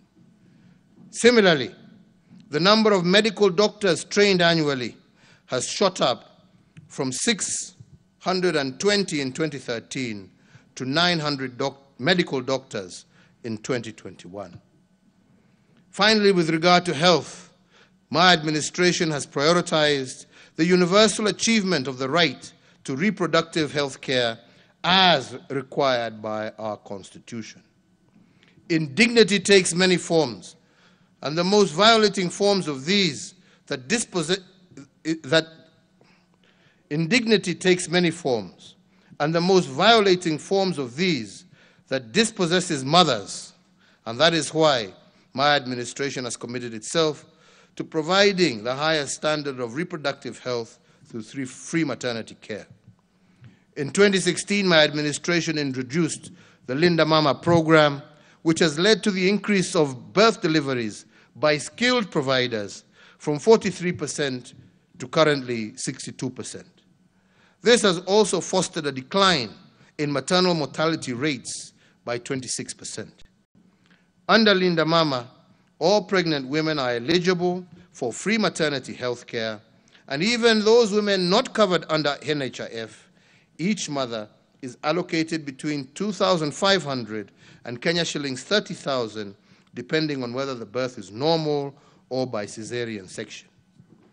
Thus far, Linda Mama has benefited 5.8 million Kenyan women and has saved Kenyans 81.4 billion through the health insurance component of the program. With Linda Mama, I am confident that we can achieve the freedom from want for our vulnerable mothers, and now our children can be born in dignity. On liberating our people from poverty of dignity and making them health assured, a good example is the work of the Nairobi Metropolitan Service. During one of my inspection tours during the COVID period in Mukuru Kwa Ruben, I was saddened to learn that 500,000 people were being served by a private health facility which only had 8 beds. A woman giving birth in this facility cannot be admitted for more than 2 hours. In fact, after giving birth, she had to get out in 1 or 2 hours in order to give way for other patients. The only time that she can stay for a day is if she has complications and cannot be transferred immediately by a family member to an alternative facility. This is not a problem. This is not poverty. If this is not poverty of dignity, I don't know what is. To resolve this embarrassment and to enhance access to quality health care for our fellow citizens living in informal settlements, I ordered for the establishment of 15 fully fledged health centers within the Nairobi metropolis. Among them, Mudhua Udhiru Health Center, Tasia Health Center, Gumba Mathare Health Center, Lakisama Health Center, Kayole Soweto Dispensary. Besides the 15 above, construction works are also ongoing in regard to an additional 10 facilities within the metropolis. Mr. Speaker, enabling Kenyans to have decent and affordable homes has been one of the pillars of the Big Four agenda, and the affordable housing program has been, over the last 4 years, my keen intention. We have had problems in passing legislation before this House, but I can happily say that despite this, we have seen an increase in private investment also in the housing sector, amounting to some 2.12 trillion Kenya shillings. And these investments have yielded over 186,000 housing units, a remarkable 43% increase of housing units compared to the year 2013-2017. The general prices of houses have decreased slightly, and we must continue to see what it is that we can do together to increase the amount available in terms of affordable housing. And this will therefore result in many more Kenyans being able to enjoy the dignity and pride that comes with owning a home. To institutionalize this affordable housing program into prosperity, and in partnership with some of our development partners, we have also established the Kenya Mortgage Refinance Company. This financing powerhouse provides long-term, large-scale funding to banks and SACCOs, which in turn avails these funds to home buyers at flexible and affordable interest rates of below 10%. Therefore, the dream of owning a home today is a greater possibility to many more of our fellow citizens than it was 4 years ago. But here, honorable members, there is much more that we can do. Mr. Speaker, food security is another key pillar of the Big Four agenda, and to ensure significant improvement in farm productivity and by enhancing the quality of farm inputs and reducing reliance on rain-fed agriculture. In the last year, we have seen the price of maize meal retailing between Kenya shillings 95 and Kenya shillings 105. However, despite a bumper crop in some parts of our country, due to the poor performance of the short rains in 2020 and the long rains this year, parts of our country have suffered severe drought situations, and as a result, 2.1 million of our fellow citizens are food insecure. The recurrence of drought is a phenomenon that successive administrations have grappled with little success. And even though we have made progress in the mitigation of drought, the progress has not been fast enough. So as part of our state response, we launched an elaborate framework for ending drought emergencies in Kenya. The framework focused on investing in interventions that will build the resilience of all vulnerable households to drought. This included over Kenya shillings 25 billion investments in the foundations of development of such as sustainable peace building, conflict management, water harvesting, and supply, road construction and improvement, education and training, health and nutrition services. In addition, investment in community-based resilience and drought preparedness projects has also been accelerated through the support of the national as well as county governments, as well as our development partners. The aim of this investment is to improve the livelihoods of vulnerable households by diversifying their livelihoods. As we respond to the current drought, we have commenced with a livestock offtake program and initiated support to the affected citizens in a dignified manner through the cash transfer system, which is a cash transfer system of stipends to affected families that replaces the dignity of having to queue for the distribution of food portions. Mr. Speaker, the government will continue to support all vulnerable households and will endeavor to ensure that, notwithstanding the severity of the winds of drought, that no Kenyan will die of hunger.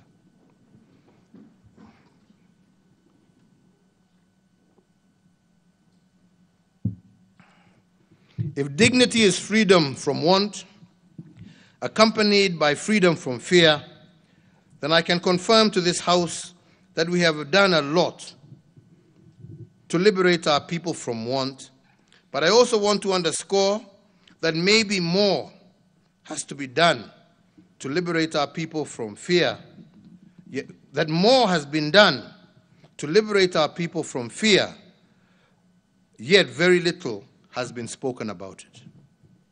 Today, and with your indulgence, speakers, I will go on record in this House as having been the Commander-in-Chief that steered the implementation of the most consequential and ambitious transformation of our security sector. And we did this because my administration appreciated that to have the freedom from fear our security sector has to be in good form.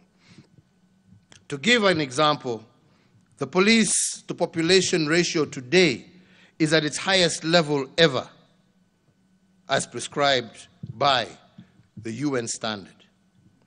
Our police complement has received an additional 47,000 new recruits who have joined the service from the year 2013 to date. Similarly, over the last 8 years, we have undertaken the most consequential and expansive modernization of our military. And in fact, the reform undertakings in the military are actually unparalleled in our nation's history. We have invested substantially in building new barracks. We have invested in military manufacturing capabilities that have not only resulted in the spurring of previously dormant sectors, but the creation for jobs for young people, both directly and through ancillary services. For the first time in Kenya's history, we are producing our own light weapons and military uniform and other equipment and supplies that were previously imported.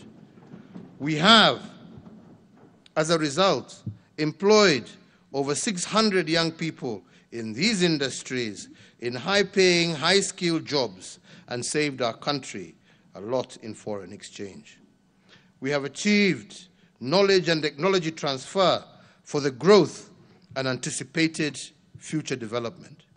And this is because I am determined to tool and to retool our security forces to the highest standards attainable, and this is the only way we will guarantee freedom from fear for our people and indeed secure our territorial integrity.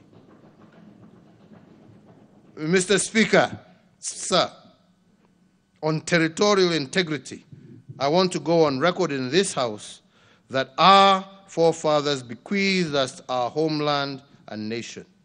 The government of Kenya will do everything possible to preserve the territory of this great republic and ensure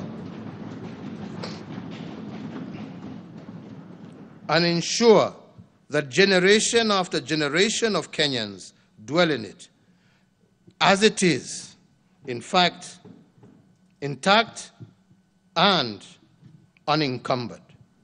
Mr. Speaker, honorable members, as I have said before, not an inch more and not an inch less.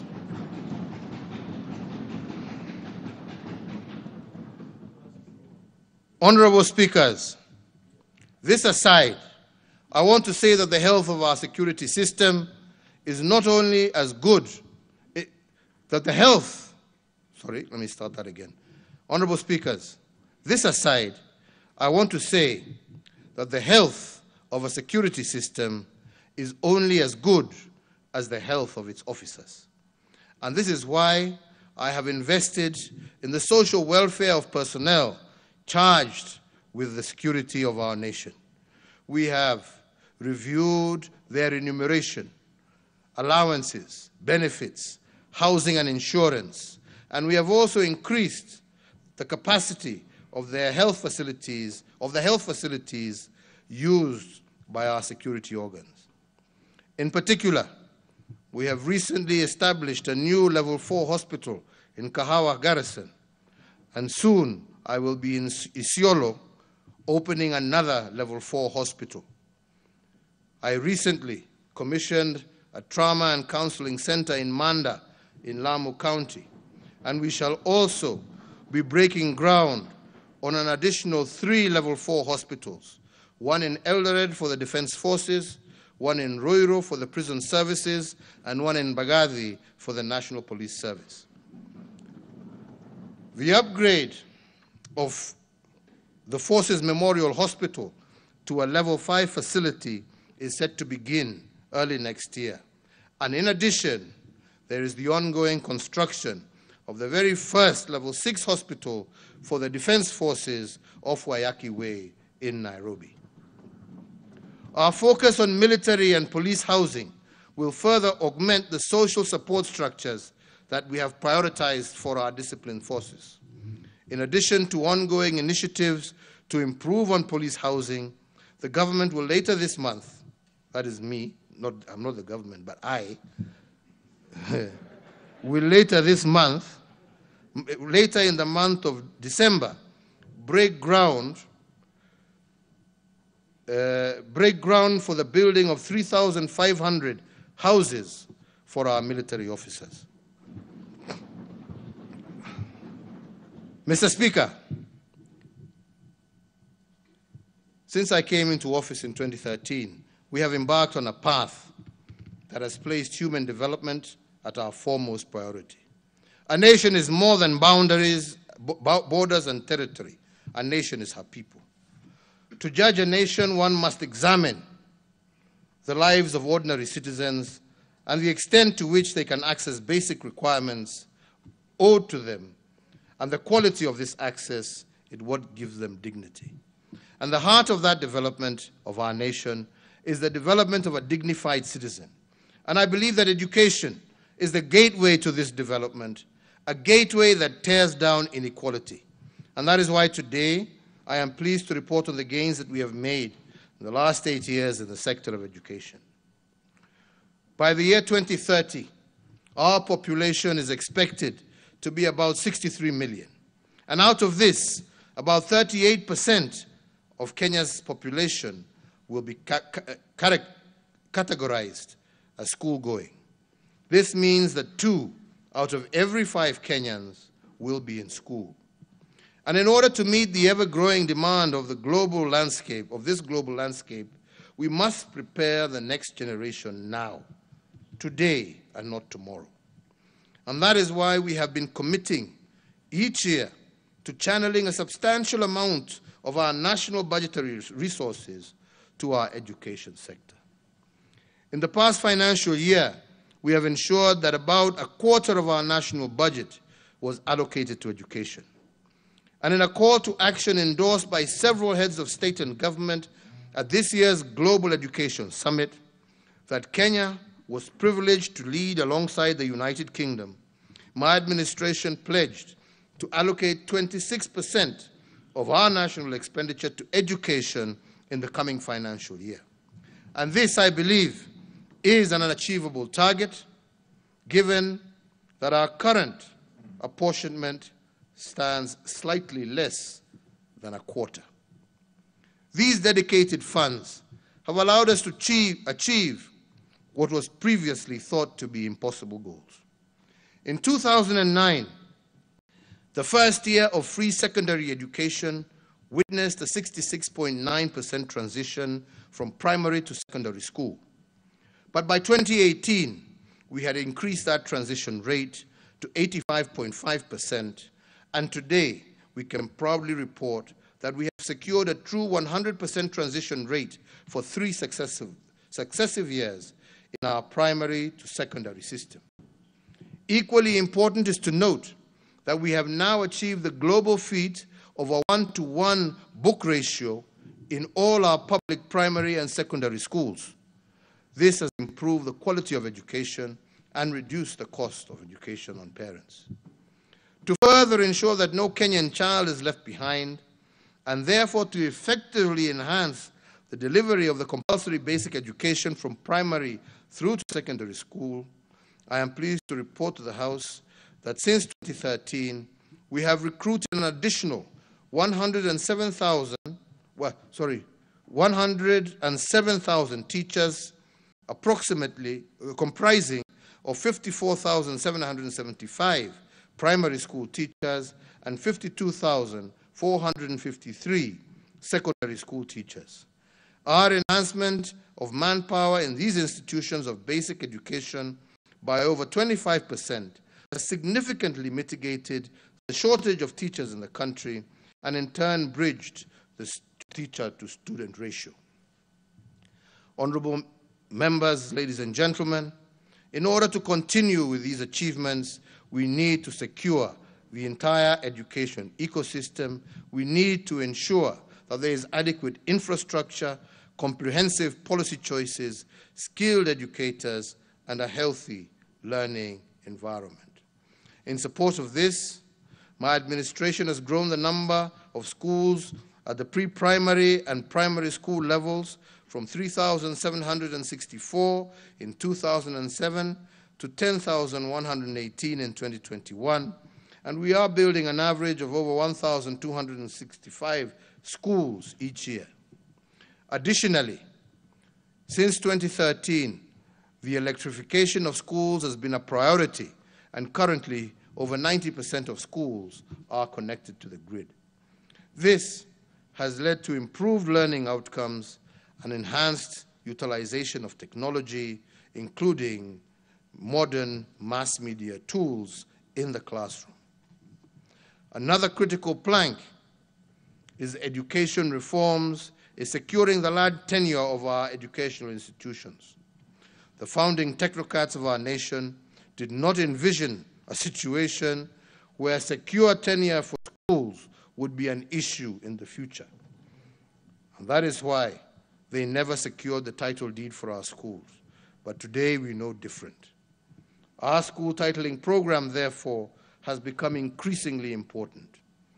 As of 2015, only 4,900 schools had been titled since independence.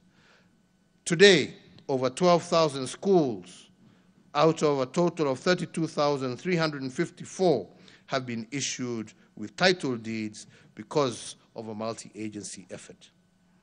In guaranteeing public schools their titles, my administration has upheld the fundamental right of education and initiated a process to ensure that there is no school sitting on land that it does not own. Yeah. Jaribu kukatakata jameni, hata mimi nimechoka.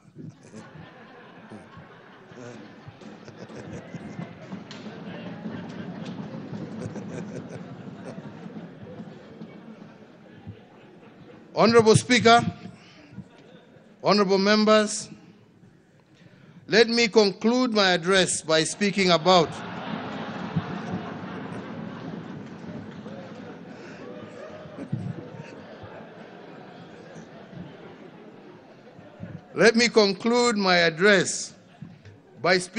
the fourth frame that has guided my administration, and I call it political stabilization, which is the doctrine that guided me to a path of a handshake with the Right Honorable Raila Amolo Odinga. Honorable members, undoubtedly, as I have tried to explain, my administration has secured an impressive economic acceleration, including the doubling of our GDP from 4.74 trillion to 11 trillion shillings. We have also made big push investments that have spurred development, revived debt capital, and boosted entrepreneurship. We have also restored dignity to our people through water and sanitation, healthcare, education, roads, and security reforms. However, all of this would amount to very little without political stabilization. If every 5 years, toxic political climate and election time tensions would reverse the gains painfully secured, our impressive development record of accomplishment would be an immense tower, sadly built on sand but not rock. For the record, political stabilization is not an end in itself.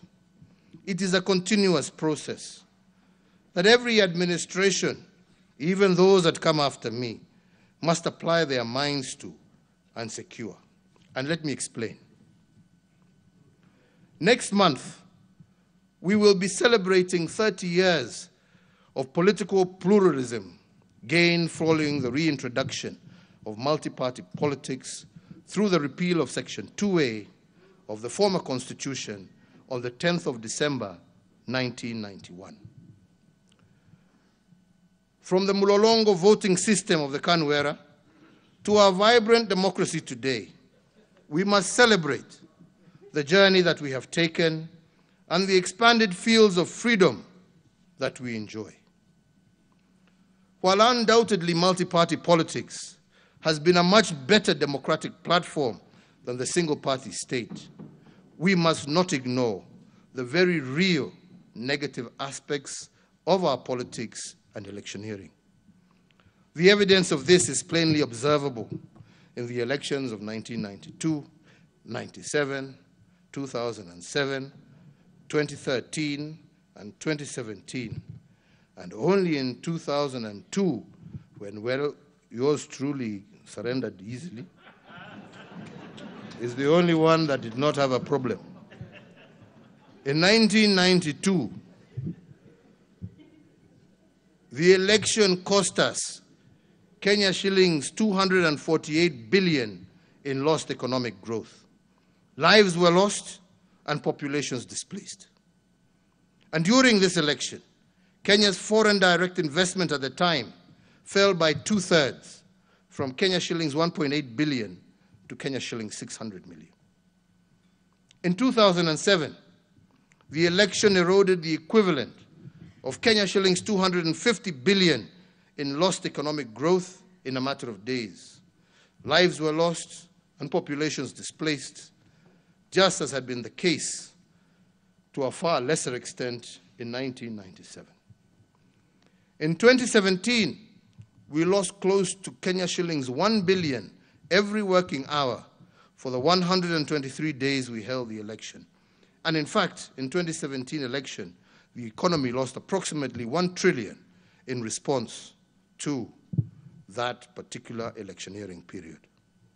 And the question I pose, therefore, to the leadership of this country present here today is this: is this right?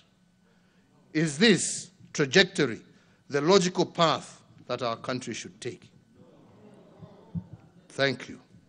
And as I have said before, our country has been in a constitutional moment since 2017. The only question is, what should we do with this constitutional moment? If we do not embrace it, how will it return to punish our nation? And if we embrace it, who are the winners and losers of that moment? That, honorable members, is the question before us today. The parliamentary record, as well as history, reflects that during this reporting period, my administration did attempt to resolve the constitutional dilemma facing our country. We went to the people, and 5 million Kenyans agreed to initiate the process of putting the First Amendment to the 2010 Constitution to a vote. The First Amendment, honorable members, was thereafter taken to county assemblies, where it received nearly unanimous endorsement. In this august parliament, the people's elected representative gave the first mandate a clear nod of approval by a margin in excess of 2/3. If indeed, and I speak to those that need to listen to this, if indeed Article 1 of the 2010 Constitution states that all sovereign power rests in the people of Kenya and can be exercised either directly or through their representatives, the people made their voices heard with regard to the First Amendment.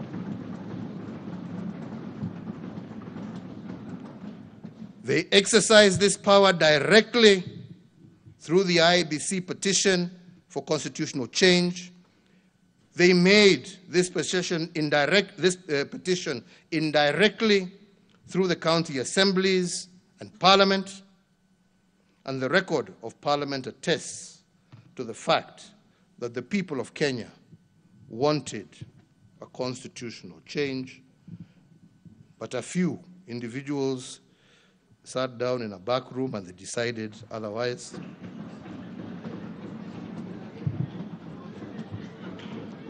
That said, and this being a house of records, I must record what we lost from the First Amendment, and I am doing this for parliamentary record and for posterity.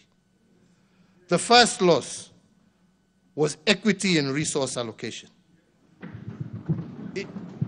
In missing the First Amendment to the 2010 Constitution, Kenya missed the possibility to increase the minimum county allocation from the current 15% to 35%.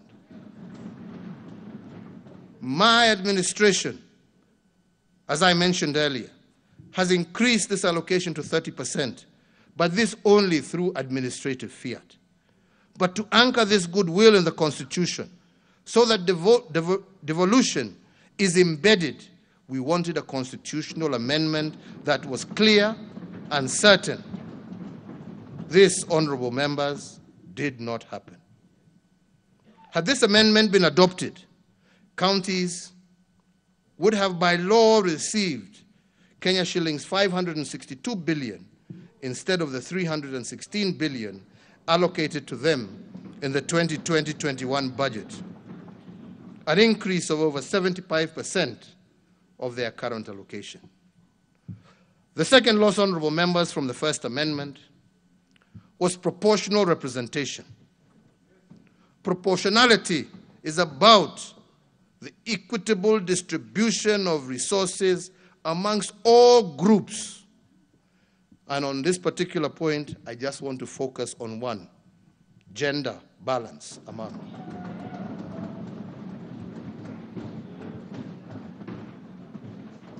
The First Amendment to our Constitution would have ensured that 50% of all senators were women. And the logic here was to ensure that if we percolate the proposed 35% of our national revenues to counties, women should be at the center of decision-making on how this revenue is utilized. But, honorable members, this did not happen. The third loss was about expanding our national executive to accommodate a broader face of Kenya and to expand representation. This would have constitutionalized the end of the winner-takes-all outcomes of elections that creates so much toxicity and tension. Again, honorable members, this did not happen. Honorable members, we cannot behave like the proverbial ostrich and bury our heads in the sand. A constitutional moment does not resolve itself simply by being ignored. The need for political stabilization is, I believe, the most urgent task facing Kenyans today. And it is the foundation, upon which our greater justice, fairness, health, wealth, and security will be built on. And for this reason, I want to believe, honorable members, that that which did not happen will happen.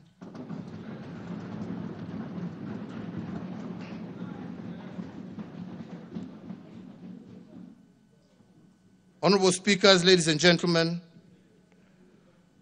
I have given an account of my tenure in office for the last 8 years with a focus on the last year. I want to thank all members of Parliament in both houses for their individual and collective contribution to the realization of our legislative agenda.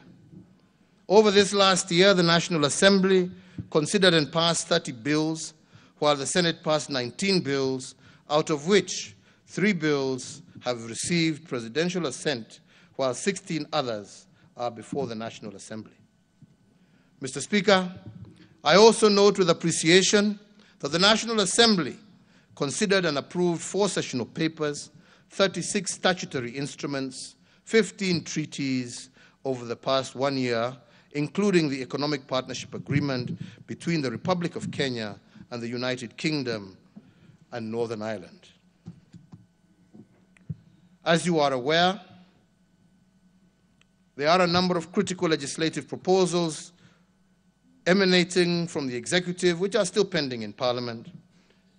And to that end, I urge Parliament to expedite and conclude on the legislative process so that we can have those urgently needed pieces of legislation in place.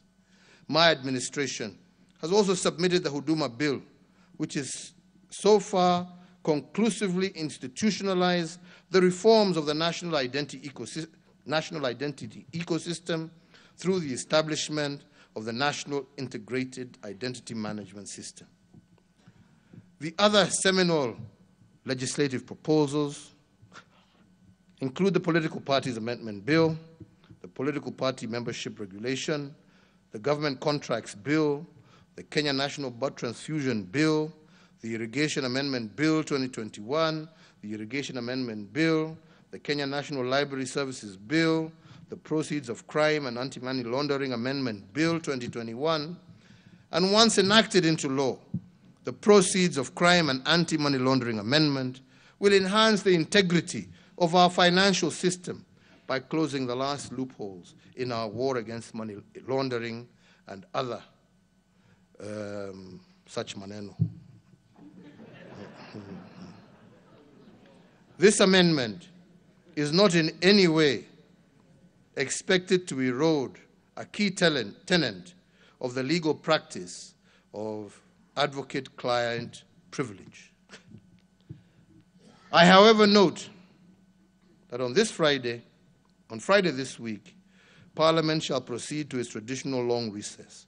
To that end, through you, Honorable Speakers, I urge Parliament to consider adjusting its calendar to ensure that all the critical legislation and legal instruments, including those related to elections, are concluded in a timely manner.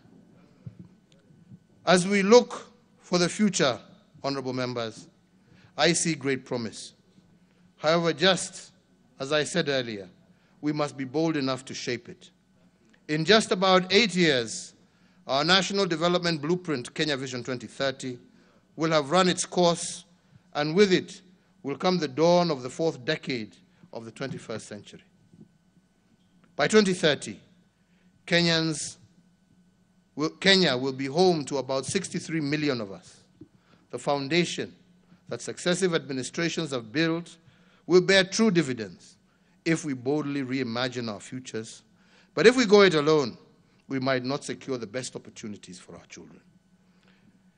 In my eyes, our best chance as individual African nations is to embrace a continent where there is free movement of persons, goods, services, and capital, as is characterized under the Africa Free Trade Arrangement. This is because, as I have said before, we are not competitors, but rather comrades with a shared dream which will be achieved much faster through collaboration. The Pan-African dream of our founding fathers that inspired the establishment of the Organization of African Unity that transitioned ultimately to the African Union must transcend to being beyond an inspiration. For Kenya to lead towards this course, on assuming the presidency for my second term, I issued a directive that any African wishing to visit Kenya would be eligible to receive a visa at the point of entry. I did this in the full realization that to secure the prosperity of Kenyans, East Africans, and Africans, we must begin in earnest to break down the walls that divide and separate us.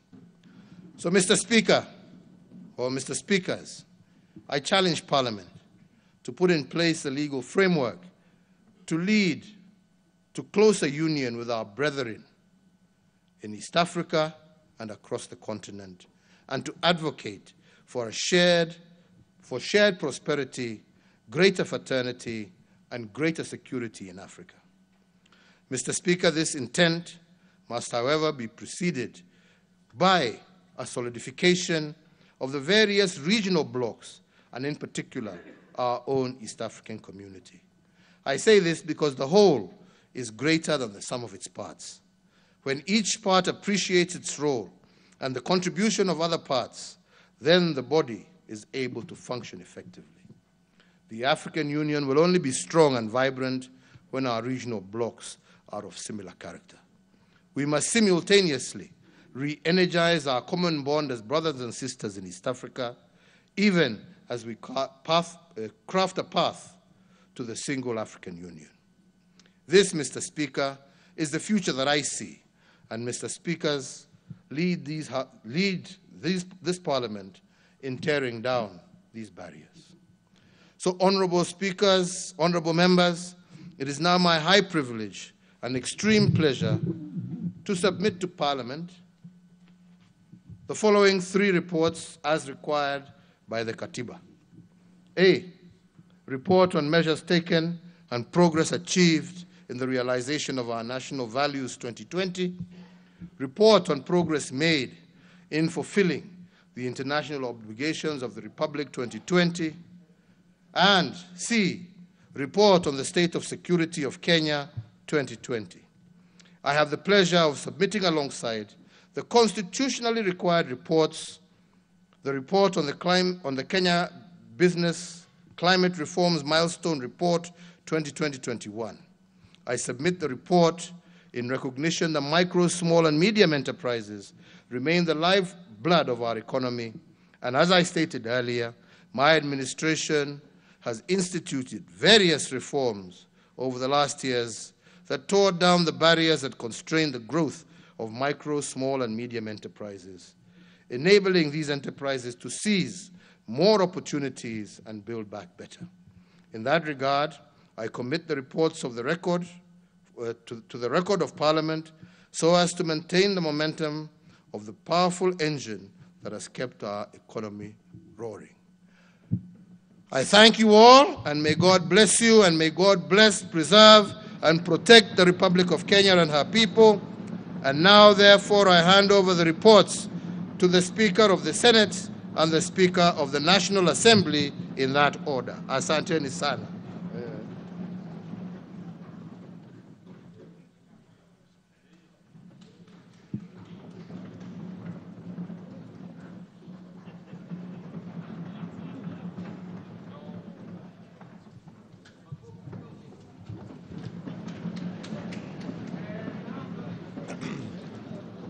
Okay, order, senators, order, members. Honorable senators, having concluded the only business on today's order paper, the Senate now stands adjourned until tomorrow, Wednesday, 1st December 2021 at 9:30 a.m. in the Senate chamber. I thank you.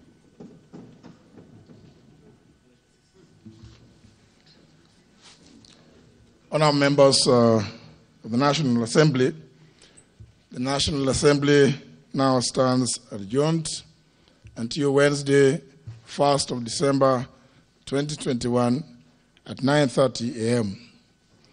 All honourable members and invited guests will join His Excellency the President for our reception at the Parliament courtyard, just in front. In the meantime, honourable members, please remain standing in your places as His Excellency the President and the Speaker's procession leave the chamber. I thank you.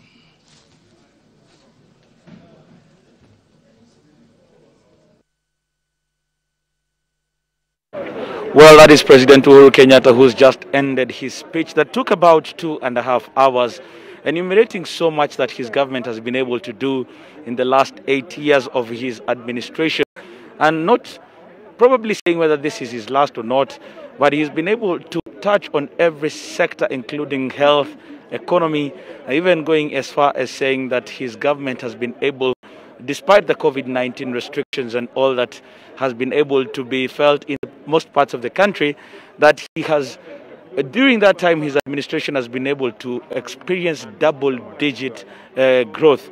Well, some of these things are probably might be disputed now. Those are concerns that may be coming up later.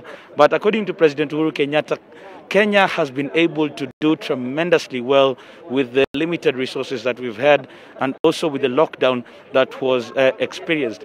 But even in his speech, he has been very categorical, calling on most countries around the world not to lock the world anymore, because we're just coming out of a season where most of the things had been blocked and not so many people have been able to realize growth or have been able to recover from the effects of the COVID-19. So President Uhuru Kenyatta being very categorical that it is time that the world was able to open up and live with the reality that COVID-19 is not going anywhere.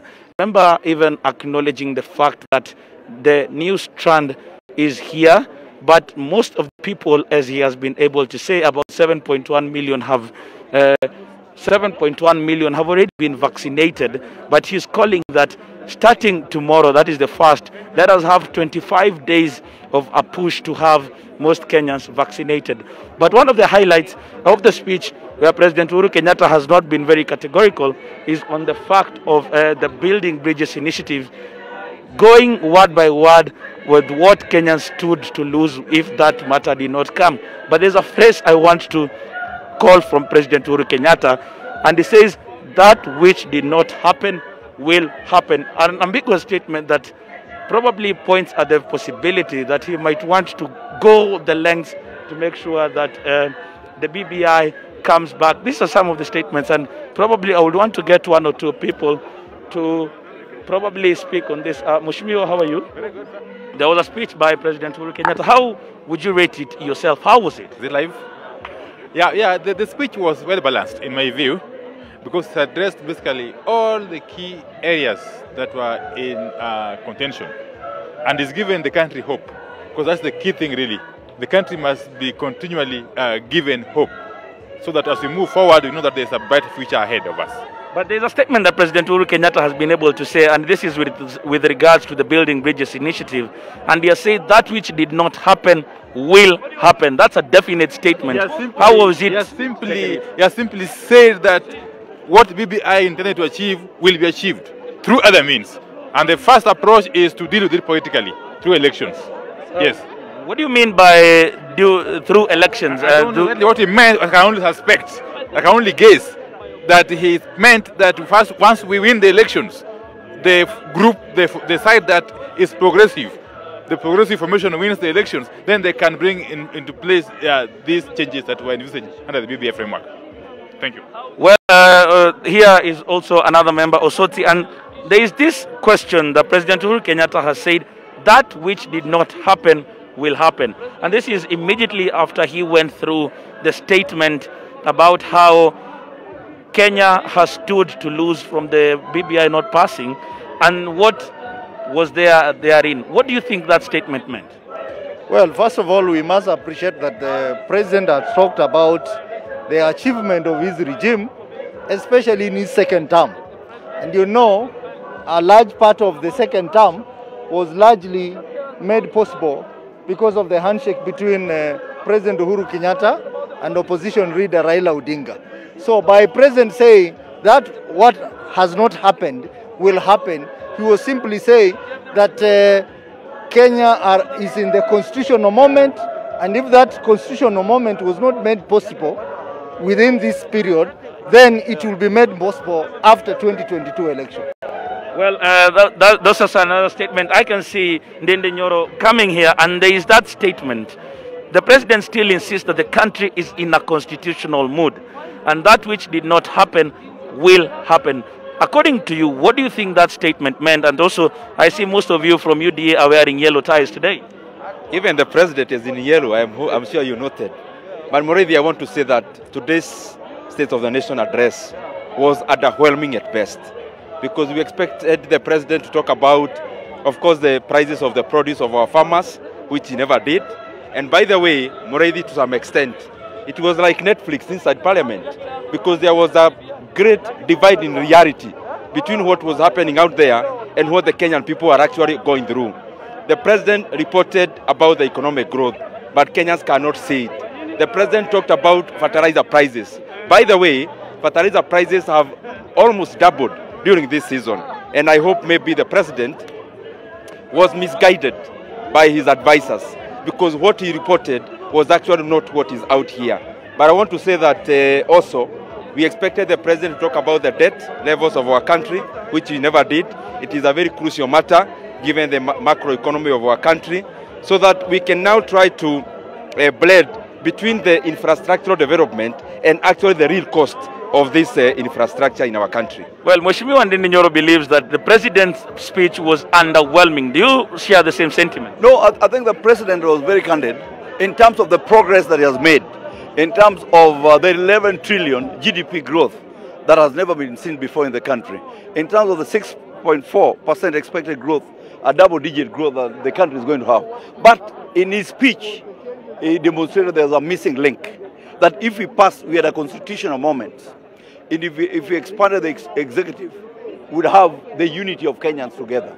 Thank you. We missed a moment in the history of Kenya to devolve more resources to the counties.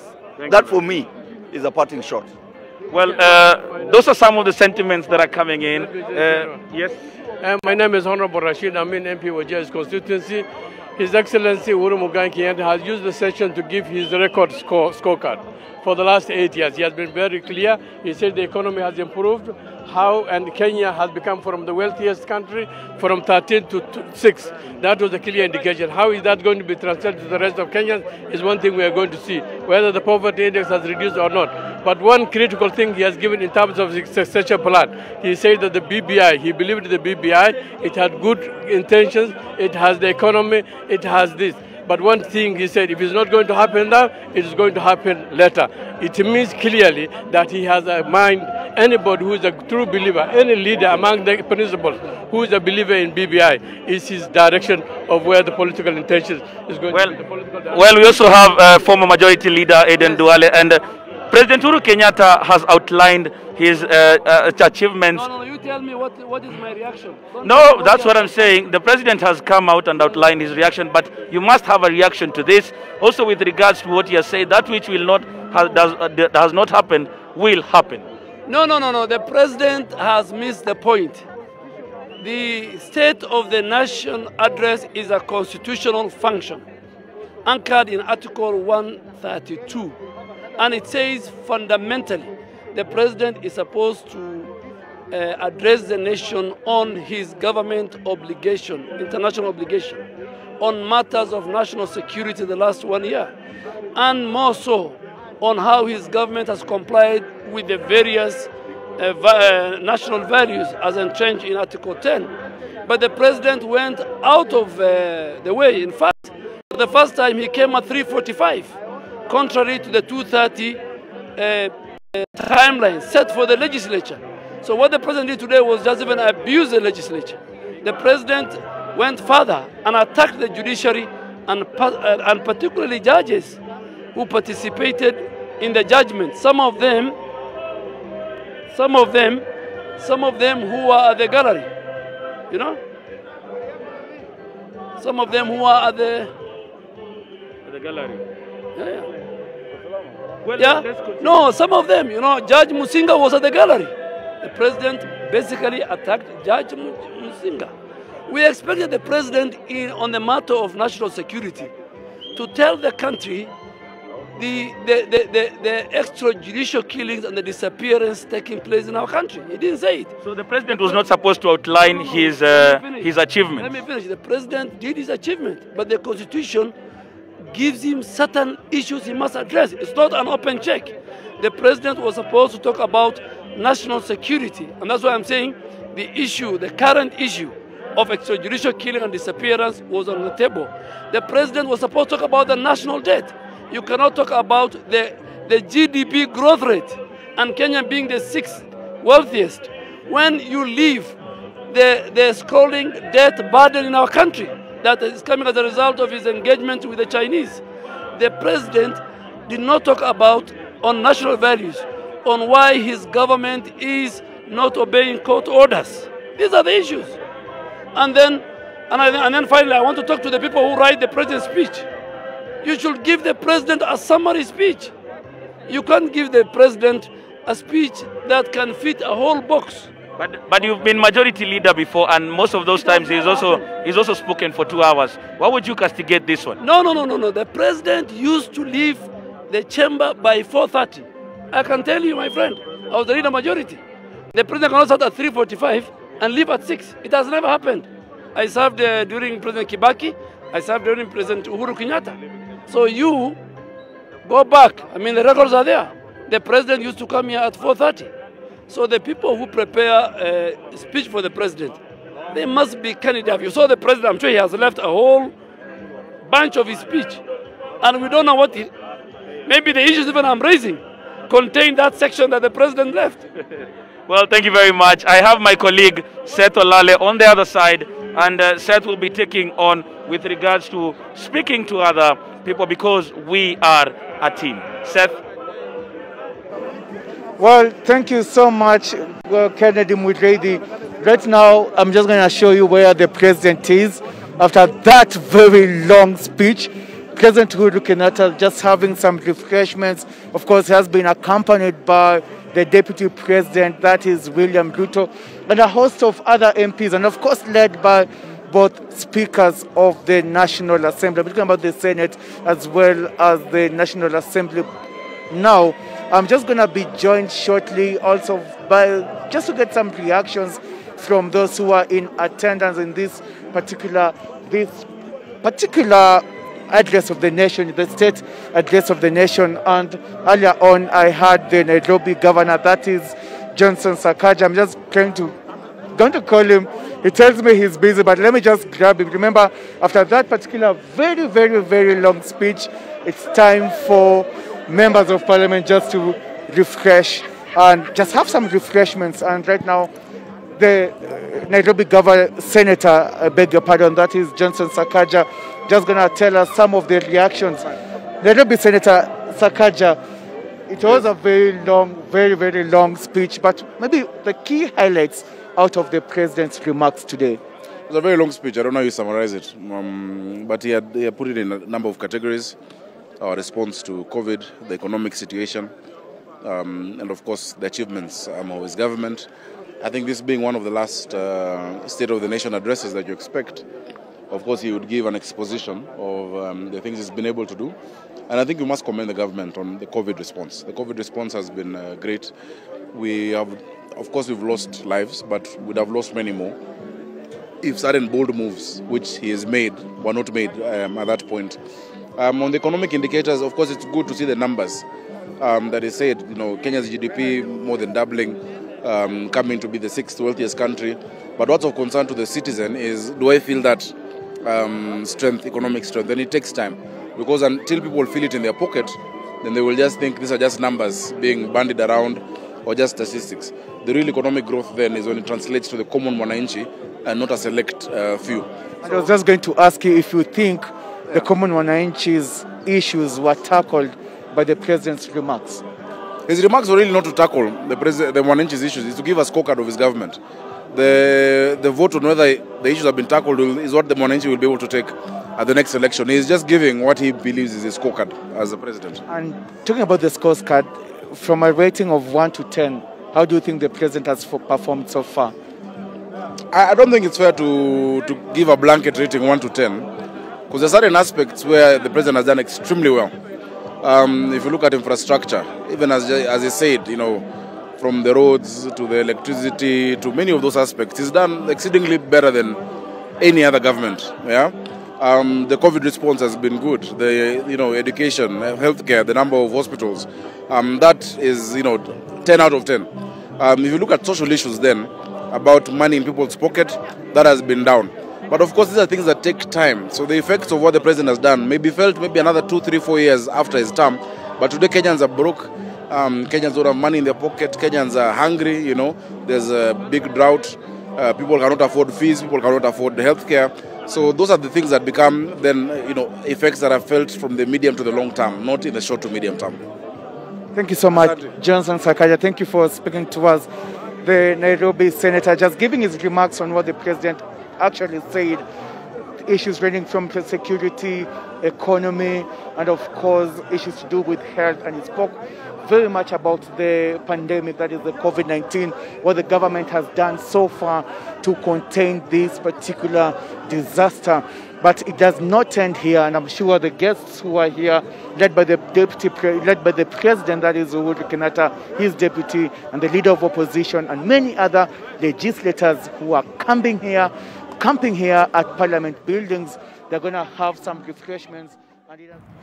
All right, there you have it, our very own Seth Olale together with Kennedy Mureithi, our senior political affairs reporter, seeking views from some of the members of parliament who attended the just concluded State of the Nation address by President Uhuru Kenyatta at the parliament buildings. Of course, the president has laid out and taken stock of his administration's milestones together with his agenda in the next coming months towards the general election. Of course, just a few highlights and key takeaways from the president's speech today. First things first, some good news for Nakuru residents. Now, President Uhuru Kenyatta will tomorrow confer Nakuru a city status, will become just like Kisumu, Mombasa and Nairobi. In terms of the economy, the president has said that the real GDP has recorded a 10.1% growth during the second quarter of 2021. And in terms of the Big Four agenda,